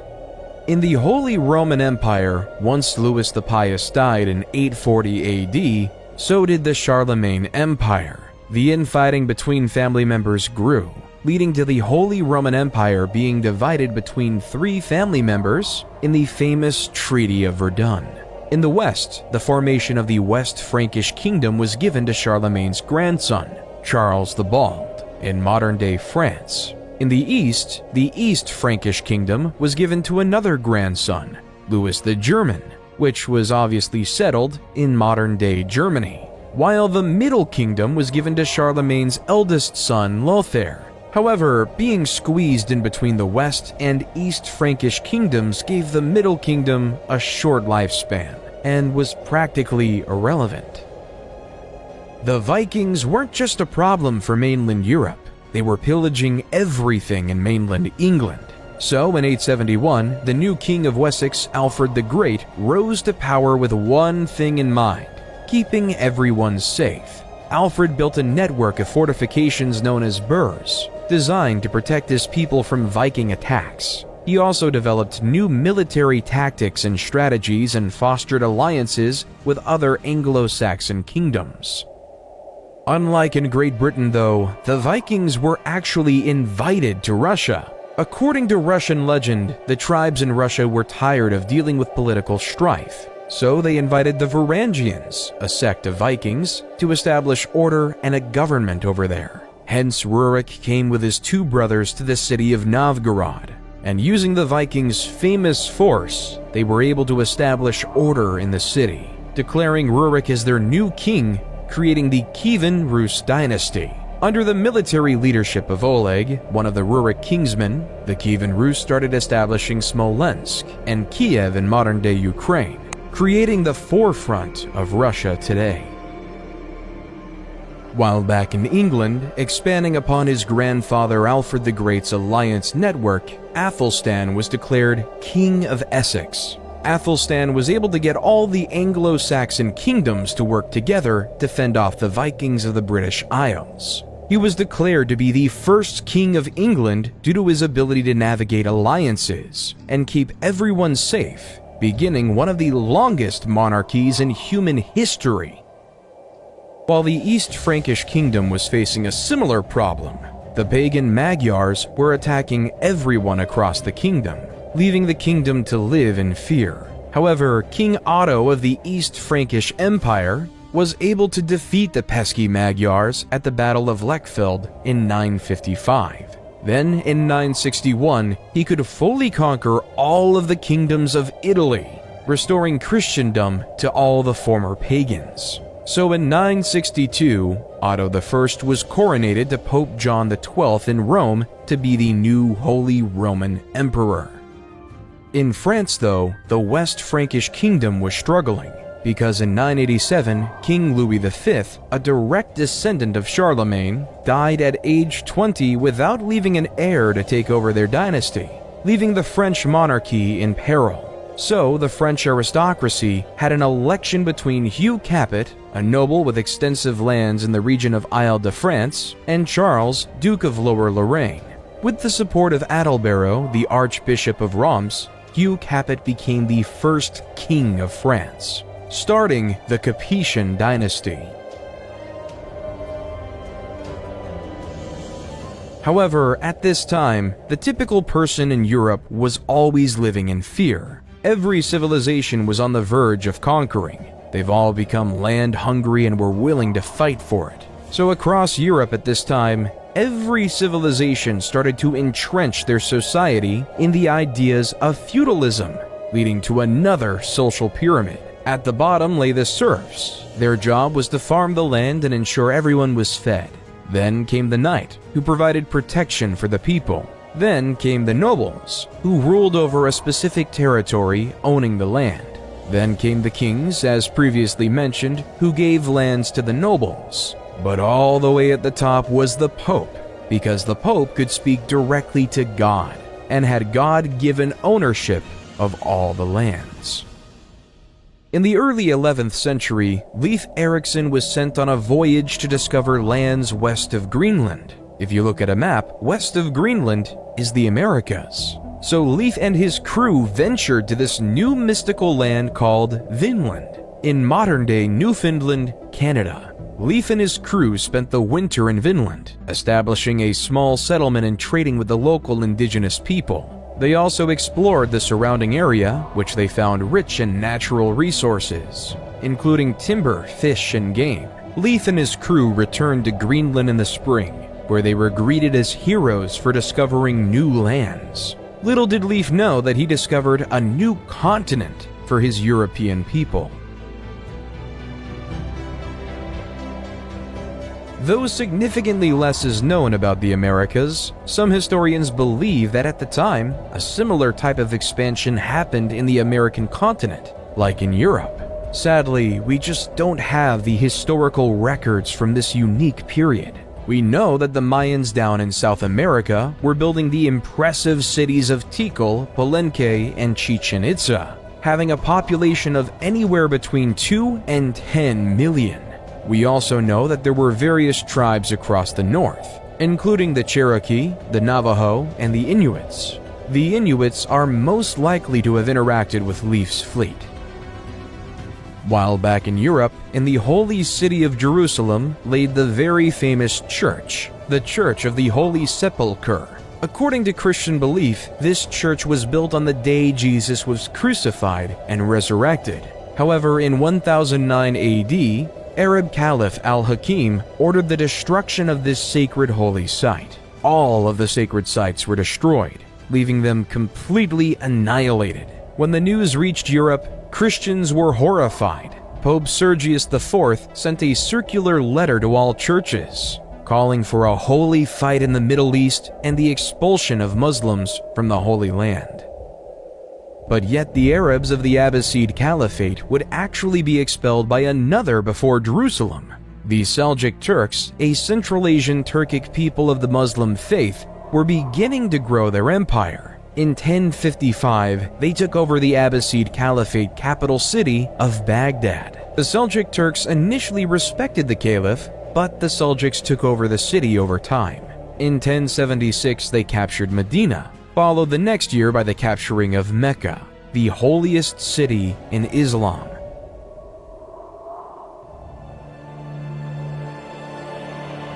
Due to this, the Muslim world wasn't ready for Pope Urban II at the Council of Clermont in 1095 to call upon all Christians to take up arms and liberate the Holy Land from Muslim rule.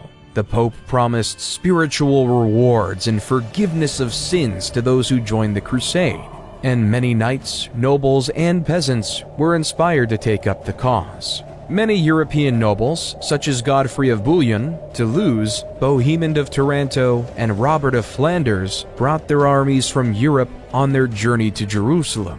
While the Christians were united, the Muslims were divided and unable to put up a strong defense against the Crusaders. Hence, the Christians took over the county of Edessa in 1098, and finally the holy city of Jerusalem in 1099. However, the crusade wasn't done. In 1144, the Muslim forces led by Turkish ruler Ahmad ad-Din Zengi launched a siege against Edessa. The city was poorly defended, and the Crusaders could not resist the Muslim forces for long. After a siege of several weeks, the city was breached, and the Muslim forces overran the city, killing or enslaving much of the population.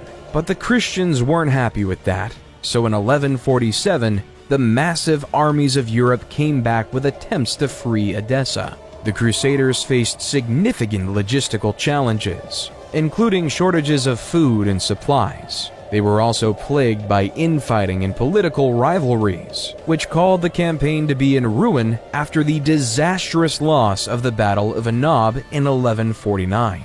which resulted in the capture of King Louis VII and the loss of much of the Crusader army.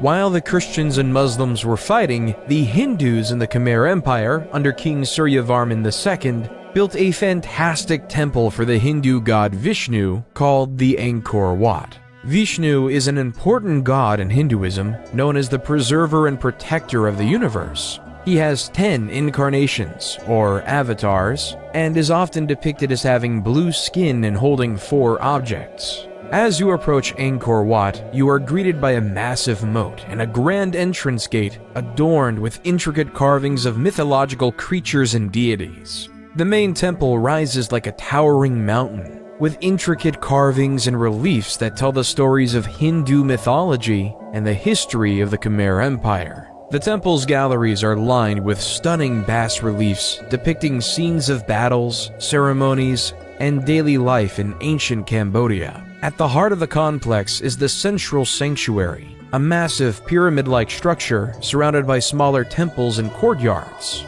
The sanctuary is considered the most sacred part of the temple, adorned with intricately carved statues and images of Hindu gods and goddesses. It was an incredible feat of human ingenuity. But yet in 1187, the Muslim commander from Egypt, Saladin, became fed up with the Christian rule of Jerusalem. So he declared a holy war across the Muslim world in order to reconquer Jerusalem from the Christians. The battle occurred on a scorching hot day in the hills near the Sea of Galilee. Saladin's forces numbered around 20,000. The Crusaders had a much smaller force of around 12,000 knights, soldiers, and civilians under the aptly named king, King Guy. The battle began with skirmishes between the two sides, but soon escalated into a full-scale engagement. Saladin's forces could use their superior cavalry to encircle the Crusaders, who could not break through the Muslim lines. The heat and thirst soon took a toll on the Crusaders, who were weakened and disoriented. The Muslim forces took advantage of the situation. They launched a fierce attack, breaking through the Crusader lines and capturing many knights. King Guy and a small group of knights were able to escape the battlefield.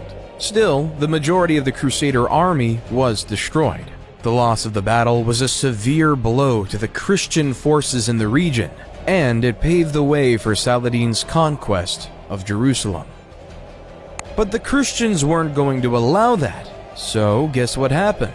Another crusade. This time, the 3 most powerful monarchs at the time, Emperor Frederick I of the Holy Roman Empire, King Richard I of England, and King Philip II of France, sent their best armies to reconquer the holy city of Jerusalem. However, all the force in the world couldn't retake Jerusalem from the grips of Saladin, leaving the Third Crusade to be a failure.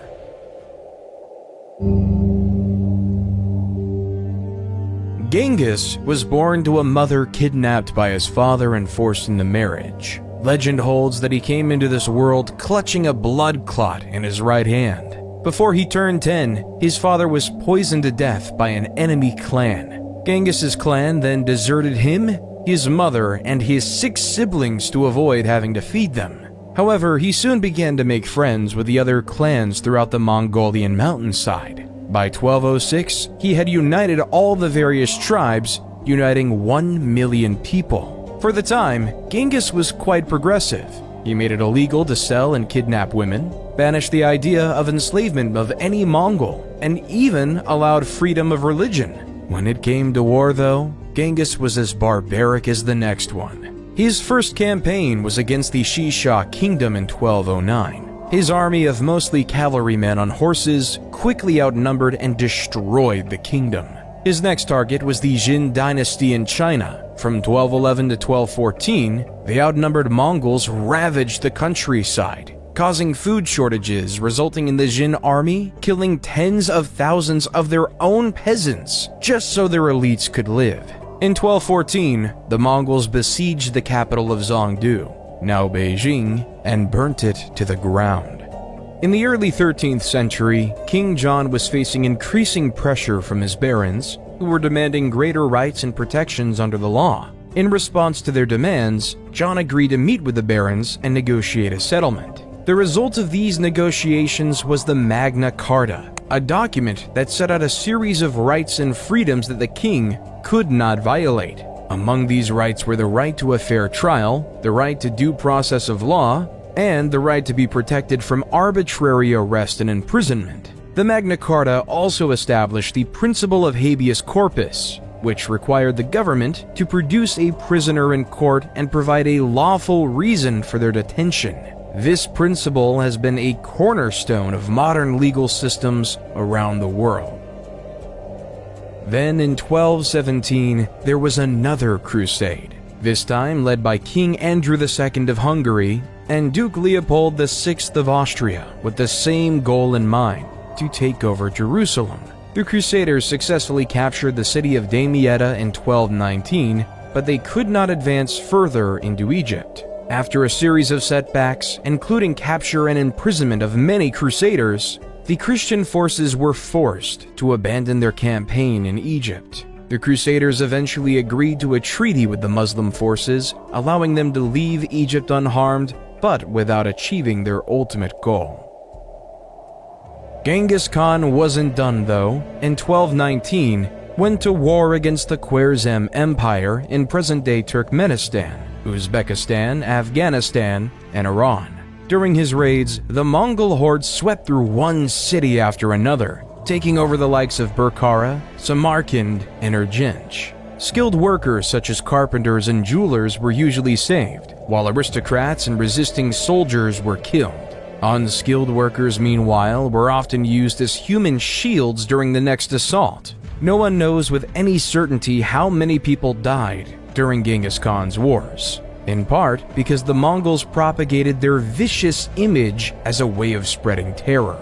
At Genghis Khan's death, he controlled a massive territory from the Sea of Japan to the Caspian Sea. However, even more impressively, around 8% of the men in South Asia descend from Genghis Khan today. In 1228, Emperor Frederick II of the Holy Roman Empire tried to conquer the Holy Land, but failed, ending the Sixth Crusade. Of course, the Holy Roman Empire couldn't be the only one crusading. King Louis IX of France in 1248 decided to start the Seventh Crusade to retake Jerusalem, but he was taken prisoner by the Muslims and forced to pay a hefty ransom as he retreated. However, that didn't deter King Louis IX, because in 1270 he was at it again, trying to free Jerusalem from the grips of Muslim rule, but this time he died of dysentery. Once King Louis IX died, his troops retreated, creating the eighth and final time there was a crusade. In England, though, in 1295, England was making a diplomatic headway. In a letter summoning Parliament, King Edward I wrote, "Since a most righteous law of the emperors ordains that what touches all should be approved by all, so it appears that common dangers should be met by remedies agreed upon in common. As King Edward, I would then request 1/10 of the incomes of nobles and 1/11 of the income of knights, creating one of the first parliaments we would see in the New Age." While down in Africa, a leader of extravagant wealth, Mansa Musa, was gaining power. On his famous Hajj, a religious Muslim pilgrimage to Mecca that every Muslim should make at least once in his life, Mansa Musa, with his caravan of camels and an army of scholars, gave vast amounts of gold to any poor person he saw, hence crashing all of the economies in northern Africa due to the inflation of gold. When Mansa Musa returned to Mali, he made it his life purpose to make Timbuktu the Muslim capital of knowledge. So Mansa Musa invested heavily in building the University of Sankore. Various Islamic faith scholars quickly made their way to Sankore to study Islamic theology, law, and literature with over 1 million manuscripts. Mansa Musa was also a very religious man with a policy that he commissioned a new mosque every Friday. However, sadly though, only the Djinguereber Mosque in Timbuktu stood the test of time.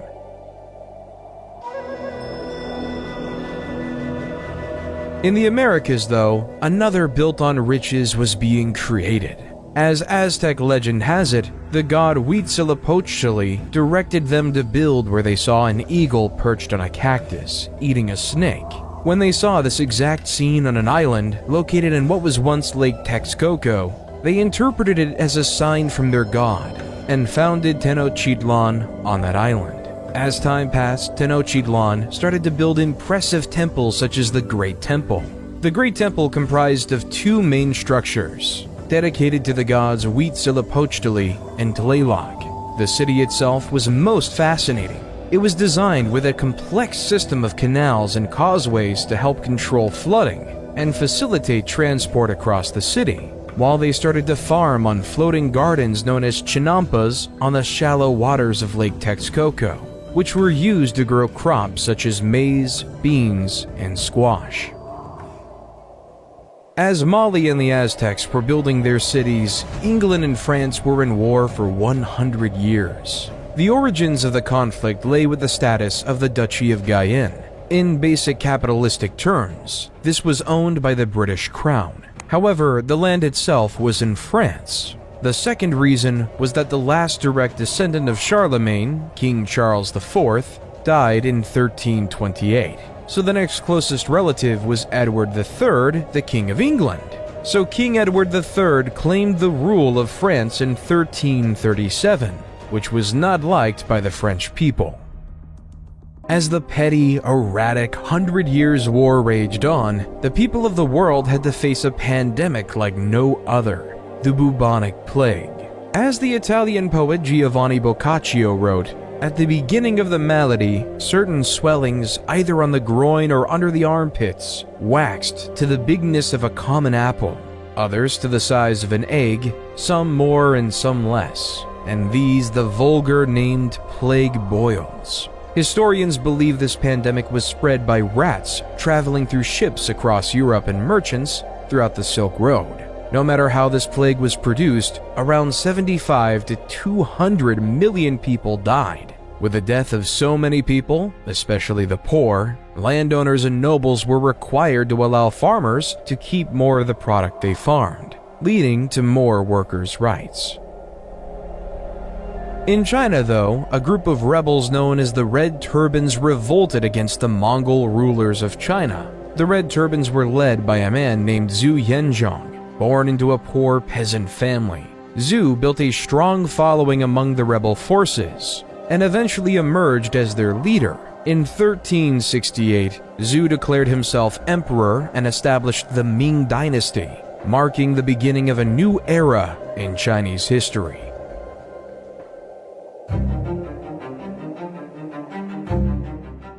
In 1428, at the age of 16, Joan left her home in the village of Domremy and traveled to the court of Charles VII, where she asked for permission to lead the French army against the English. At first, her request was met with skepticism and disbelief. Still, Joan persisted and eventually won the support of the French commanders. Joan's first major military victory came in the Siege of Orleans in 1429. She led the French troops in a series of daring attacks on the English forces, and she broke the siege and liberated the city. This victory boosted French morale and helped to turn the tide of the war in their favor.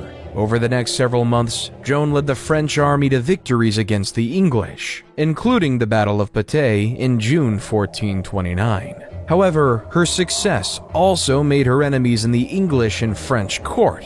In 1430, she was captured by the English and put on trial for heresy and witchcraft. Joan was subjected to a grueling trial. She was accused of various crimes, including dressing in men's clothing, practicing sorcery, and hearing voices. Despite the odds against her, Joan remained steadfast in her faith and her belief that she was carrying out God's will. In the end, Joan was found guilty and sentenced to death by burning at stake. She was executed on May 30th, 1431 at 19.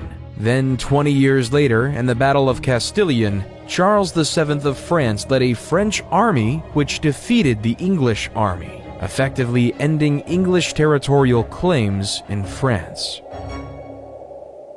While back in the great city of Constantinople, the Byzantine Empire was declining, weakened by years of war, political instability, and economic turmoil. In contrast, the Ottoman Empire, led by Sultan Mehmed II, was on the rise. And the Sultan saw an opportunity to expand his empire and gain control of the strategic city of Constantinople.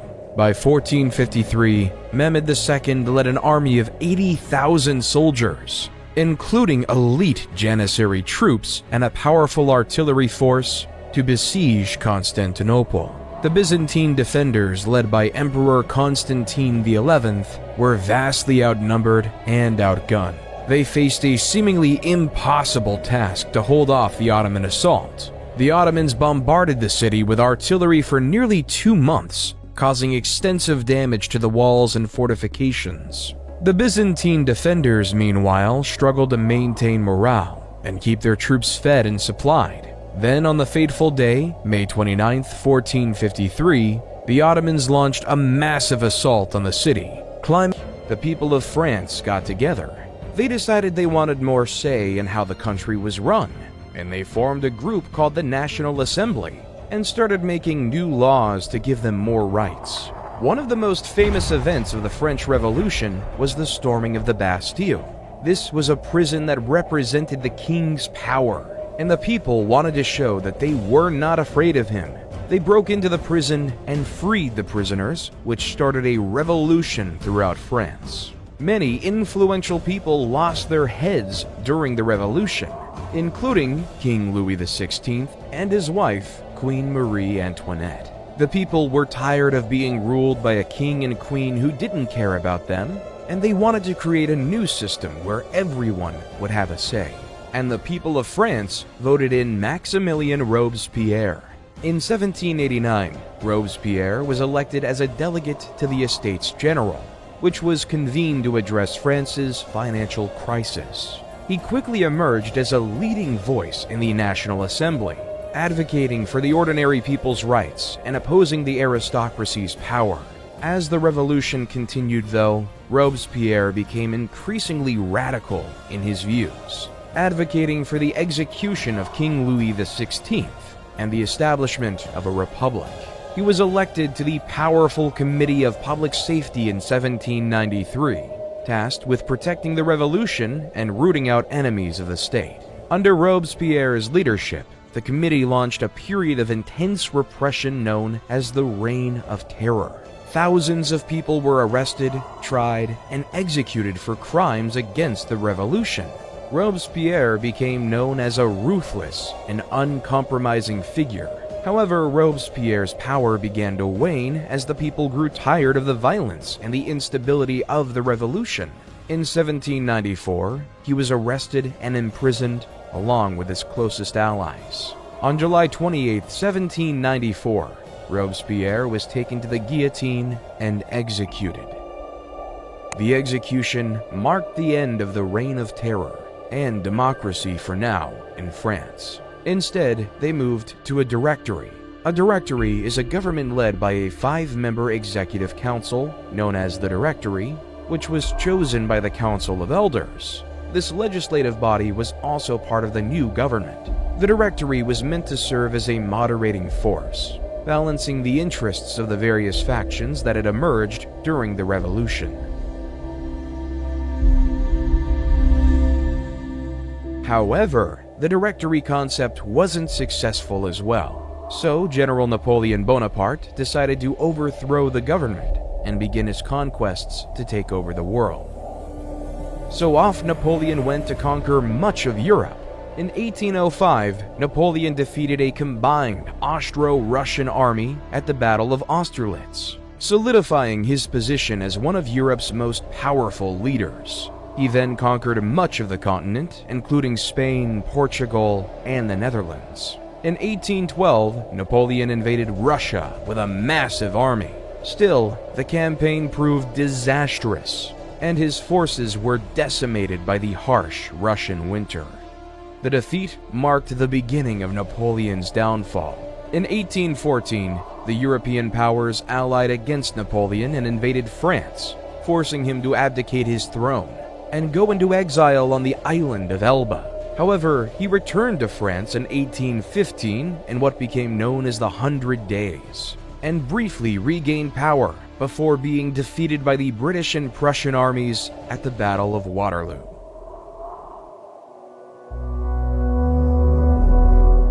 While back in the Americas, Simón Bolívar was on his military campaigns to free Latin American countries from the grasp of the Spanish colonial rule. Bolívar began his military campaigns in Venezuela in 1810, where he led a successful uprising against the Spanish colonial authorities. He then moved on to Colombia, where he won a series of important victories against the Spanish, including the Battle of Boyacá in 1819, which secured the independence of Colombia. Bolívar then turned his attention to Ecuador and Peru, where he won a series of decisive battles that helped secure both countries' independence. He captured the city of Lima in 1824, effectively ending Spanish control of Peru. Bolívar's final military campaign was in Bolivia, where he led the fight for independence against the Spanish in 1825. Bolivia was named in honor of Bolívar, who played a critical role in its liberation.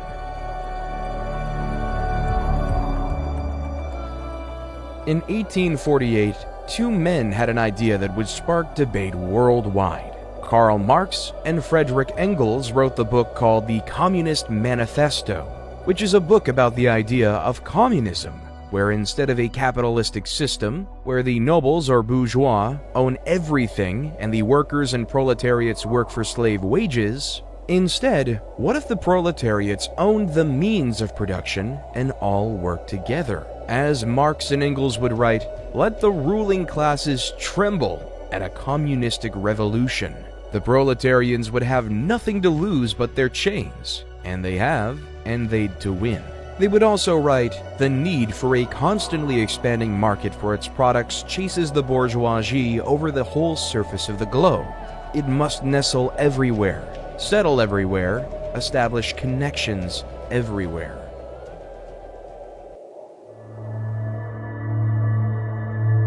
Right after the writing of the Communist Manifesto began a period in Europe known as the Scramble for Africa. It all began in the 1870s when European countries began to explore the interior of Africa, looking for new territories to claim and resources to exploit. At first, the European powers were cautious, sending explorers and missionaries into Africa to establish trade networks and alliances with local leaders. However, as competition increased, the European powers became more aggressive in their tactics. They used military force to establish colonies and protectorates, and they engaged in diplomatic maneuvering and propaganda campaigns to gain the support of local populations. One of the most ruthless tactics the European powers used was dividing Africa into artificial borders and creating new ethnic and linguistic divisions. This created tensions and conflicts between different African groups, which the Europeans used to their advantage, creating a European stronghold over the continent of Africa to increase their profits. The scramble for Africa came to an end as a result of several factors, including changing international politics, economic realities, and rising African nationalism. One of the key factors that contributed to the end of the scramble for Africa was the changing balance of power in Europe. By the early 20th century, European powers were increasingly focused on competition with each other, particularly in Europe itself, and were less interested in acquiring new colonies in Africa. This was due in part to the growing tensions between European powers that would eventually lead to the outbreak of World War I in 1914.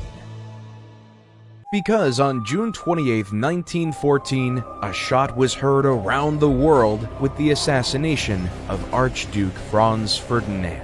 Franz Ferdinand was the heir to the throne of Austria-Hungary, and his assassination by a Serbian nationalist named Gavrilo Princip sparked a diplomatic crisis that quickly escalated into a global conflict. In the aftermath of the assassination, Austria-Hungary declared war on Serbia, triggering a complex web of alliances and treaties that drew other countries into the conflict.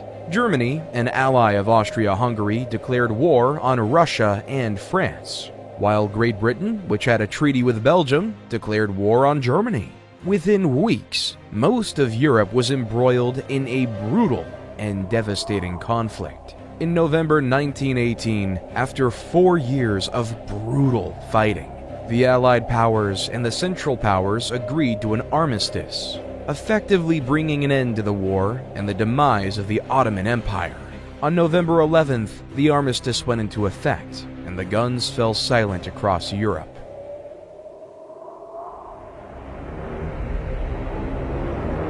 World War II. The peace was short-lived because a man named Adolf Hitler invaded Poland. Like Alexander the Great, Julius Caesar, Trajan, Attila the Hun, Genghis Khan, Napoleon Bonaparte, and Suleiman the Great, Adolf Hitler wanted to establish an empire for his nation and his people. Adolf had dreams of building an empire larger than anything that was ever created. He wanted to make the Roman Empire look like nothing. However, for the sake of the world, and especially those Hitler viewed as undesirable vermin, in April 1945, Soviet forces began a massive assault on Berlin. After weeks of intense fighting, the city fell on May 2nd, and German forces surrendered. Meanwhile, Allied forces were closing in from the west, and on May 7th, Germany signed an unconditional surrender, officially ending the war in Europe.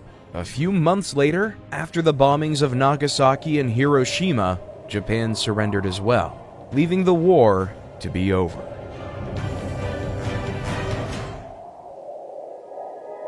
Coming up, covered by siege towers, they were able to breach the walls and gain access to the city. Despite putting up a valiant defense, the Byzantine defenders were overwhelmed, and the Ottomans were able to storm the city and capture the capital, causing the Great Byzantine Empire to fall. In 1453, all paths no longer led to Rome, and all traces back to the Empire of Caesar were erased. It was replaced by the beginning of utter Ottoman domination in the region, ushering in a new era of Turkish power and influence in the Mediterranean. While the Byzantines might have been falling, the Russians were finally gaining their independence. At the time, the Mongol Empire was ruling over Russia, demanding that various Russian towns pay tribute or face the wrath of the Mongols. However, in 1472, Ivan the Great refused to pay such tribute. Over the next several years, he built up his military strength and was able to drive out the Mongol garrisons from various cities and towns throughout Russia. In 1480, the Mongols demanded that Ivan pay tribute or face military action, but after a tense standoff, they finally retreated. Ivan's victory was the beginning of a free Russia and the decline of the Mongolian Empire. Then in 1492, as Christopher Columbus sailed the ocean blue, the Europeans discovered the New World. Set initially on finding a path to India, instead he landed on an island in the Bahamas, which he aptly named San Salvador. When he and his crew set up camp, he met the Lucayans, skilled fishermen and farmers, who welcomed him and his crew and provided them with food and supplies.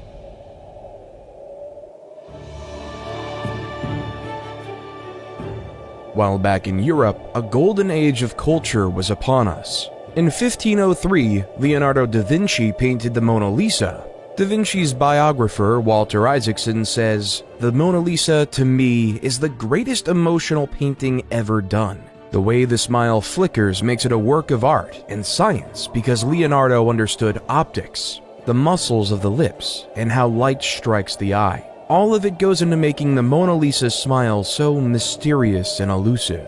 In 1504, Michelangelo sculpted David.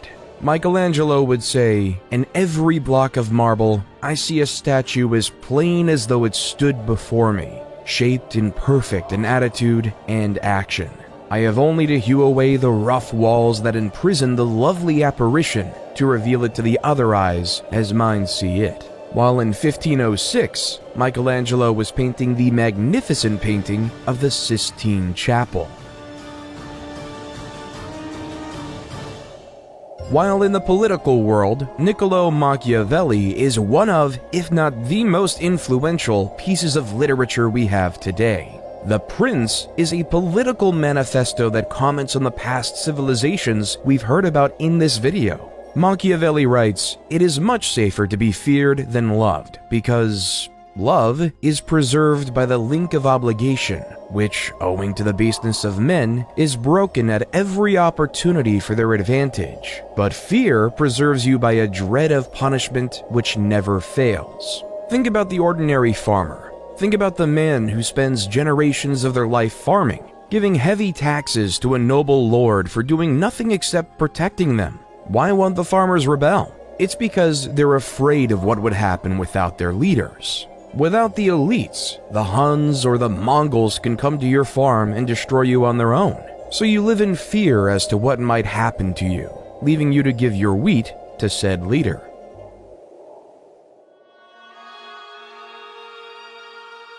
Martin Luther, though, didn't just report on the basics of human nature.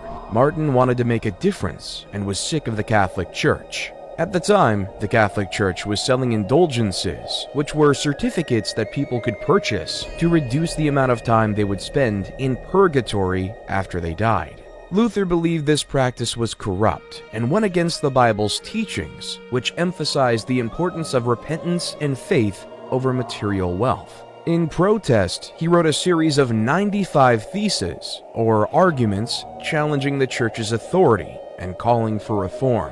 On October 31st, 1517, Luther nailed his 95 theses to the door of the castle church in Wittenberg, which was a common way of announcing a public debate or discussion.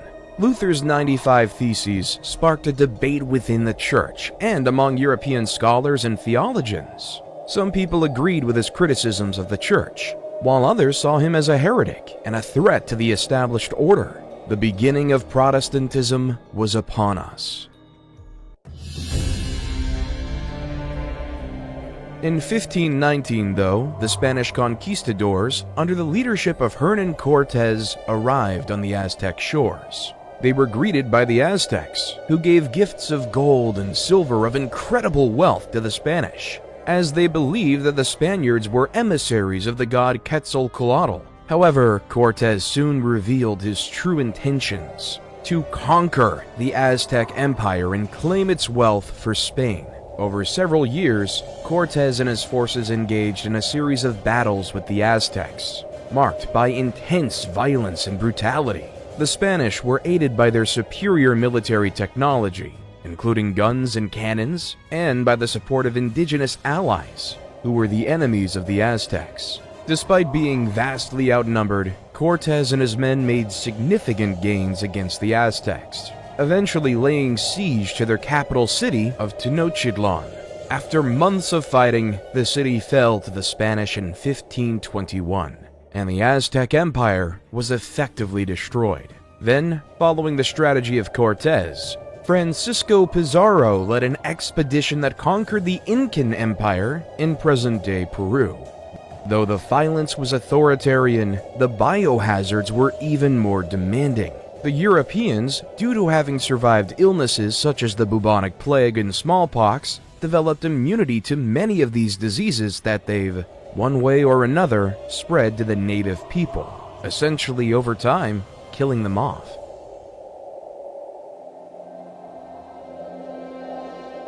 Under Suleiman the Magnificent's leadership, the Ottoman Empire became one of the most powerful and influential empires in world history. Suleiman was a brilliant strategist and military leader, and his reign was marked by significant conquests and political achievements. Like many other leaders, he set out to conquer the world. By the end of his reign, Suleiman the Magnificent presided over a vast empire that stretched from southeastern Europe to the deserts of Arabia and from the shores of the Mediterranean to the plains of Persia.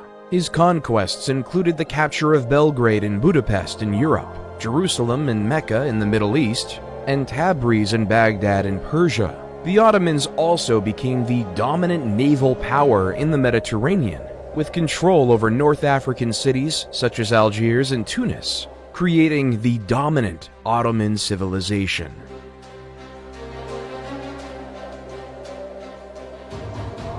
But yet, all things fall when one is in love, and the murder-happy King Henry had fallen in love with Anne Boleyn and was desperate to marry her. However, Catherine of Aragon was still alive, and the Catholic Church did not recognize divorce. Henry's solution was to break away from the Catholic Church and established the Church of England, with himself as the head.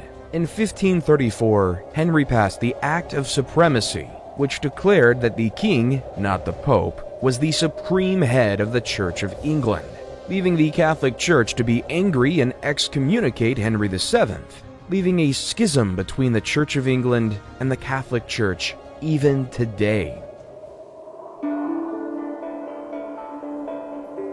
Ivan the Terrible is now the ruler of Russia. In the early years of his reign, Ivan enjoyed significant success, launching military campaigns against neighboring kingdoms and expanding Russia's borders. He also oversaw the construction of magnificent public works, including St. Basil's Cathedral in Moscow. However, as Ivan grew older, he became increasingly paranoid and erratic. He launched a series of brutal purges and executions, targeting anyone he perceived as threatening his power. He also had a volatile temper, lashing out at advisors and nobles who dared to question his decisions. In 1560, Ivan suffered a devastating personal loss when his beloved wife Anastasia died. This event seems to have triggered a significant psychological breakdown, and Ivan became increasingly unstable and violent. He launched a series of bloody campaigns against his own people, including the notorious Oprichnina, a campaign of terror and repression that killed thousands of Russians and destroyed countless homes and families, truly deserving of the name Terrible. While Russia was going through that, England was on the rise with the start of the English Renaissance under the leadership of Queen Elizabeth I. Elizabethan playwrights dominated the scene, creating written words that were poetic in language and poignant in meaning. They've even written plays about people we've already talked about. William Shakespeare wrote many plays, including Histories, Julius Caesar, which was about the assassination of Julius Caesar, King John, which was about the 100 Years' War, and Henry VII was a play about showing human needs to gain power. Other notable playwrights who filled the scene were Christopher Marlowe, Ben Jonson, and John Webster. While on the other side of the world, the English colony of Jamestown was forming in Virginia, under the Virginia Trading Company. Slightly up north, Samuel de Champlain was establishing the French colony of Quebec in Canada. While back in the Old World, they were having a new era of fighting, the 30 Years' War. This time, it was between the Protestants and the Catholics. It began in 1618 when the Holy Roman Emperor attempted to impose Catholicism on the Protestant population of Bohemia. The Bohemians rebelled, and soon the conflict spread throughout the region. Over the next 30 years, armies marched and counter-marched across Europe, leaving a trail of destruction and devastation. The war was characterized by brutal sieges, bloody battles, and atrocities committed by both sides. At its height, the war involved most of the major powers of Europe, including France, Spain, Sweden, and the Holy Roman Empire. It was fought along religious, political, and economic lines, with each side vying for dominance and control. The war finally ended in 1648 with the signing of the Peace of Westphalia. The treaty recognized the Dutch Republic's independence, established the individual state's sovereignty within the Holy Roman Empire, and ended the religious conflicts that fueled the war.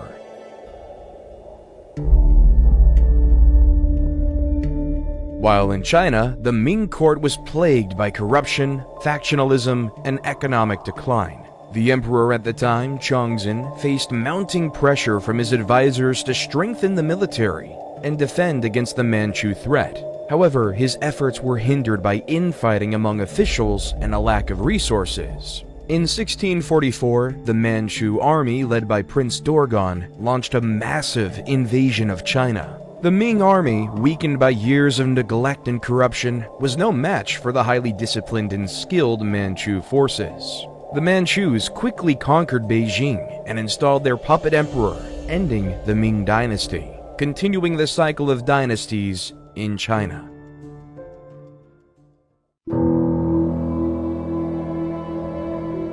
While in Spain, King Charles II died without having any heirs, creating a real political crisis of who should be the leader. King Louis XIV of France supported his grandson, Philip, as the rightful heir to the Spanish throne, hoping to secure French influence over Spain and its territories. On the other hand, Emperor Leopold I of Austria supported the candidacy of Archduke Charles, a member of the Habsburg dynasty, who was seen as a potential ally against French expansionism. The conflict soon escalated into a major war, with many European powers taking sides and forming alliances. The principal belligerents were France and Spain against a coalition of Austria, Great Britain, the Dutch Republic, Portugal, and several other minor powers. The war ended with the Treaty of Utrecht in 1713, which recognized Philip as King of Spain, but required him to renounce any claims to the French throne and cede some territories to Great Britain and Austria. The Treaty of Rastatt, signed the following year, officially ended the war. In 1707, the Acts of the Union were passed by the Parliaments of England and Scotland, which united the two kingdoms into a single political entity known as Great Britain, hence creating the legal foothold that is Great Britain. However, Scotland took a disliking to this. There were protests and uprisings in the years following the Union, including the Jacobite risings of 1715 and 1745, which aimed to restore the Scottish monarchy and independence.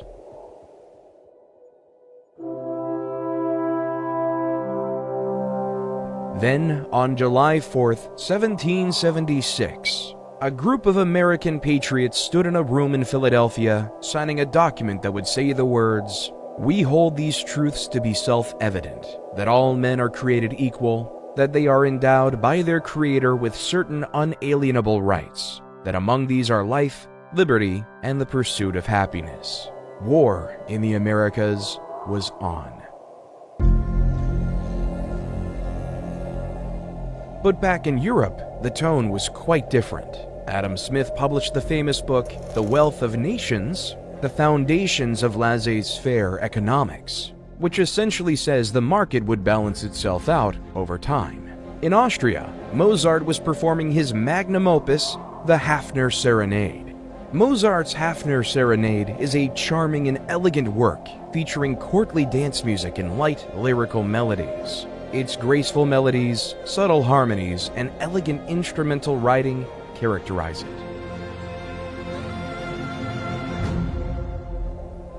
As the war continued, King George III sent his armies of the masses over to America. Though the colonists had little military training, their knowledge of the terrain and guerrilla tactics made them nearly invisible. At the same time, the Red Army coats were easy to see for the Americans. In the summer of 1781, George Washington and French General Rochambeau marched their forces south to Virginia, where they laid siege to Cornwallis and his army at Yorktown. The British were trapped and could not escape by land or sea. The siege dragged on for weeks. The American and French forces bombarded the British with artillery. They dug trenches to inch their way closer to the British defensive. The French Navy defeated the British Navy in a crucial naval battle off the coast of Virginia, cutting off Cornwallis's only escape route by sea. On October 14, 1781, the American and French forces launched a massive assault on the British defenses. The British fought valiantly, but were vastly outnumbered and outgunned, and they soon began to falter. On October 19th, Cornwallis surrendered his army to Washington, effectively ending the war. The victory at Yorktown was a decisive moment in the war, and it marked the end of British rule in America and the beginning of a new experiment. With America finally being free from the totally tyrannical grips of Britain, they had one issue. How were they going to lead? Were they going to make General George Washington their monarch? Therefore, democracy was chosen. However, Plato made a good point many years ago, that the common man was incapable and not wise enough to pick a better leader to lead them to success. So the American-founded Constitutional Convention came up with this idea of the Electoral College, where the common man would vote for a particular person who would then have a say in who could be president. So instead of the president being directly voted on by the people, they would vote on elites, who would then vote for the president directly.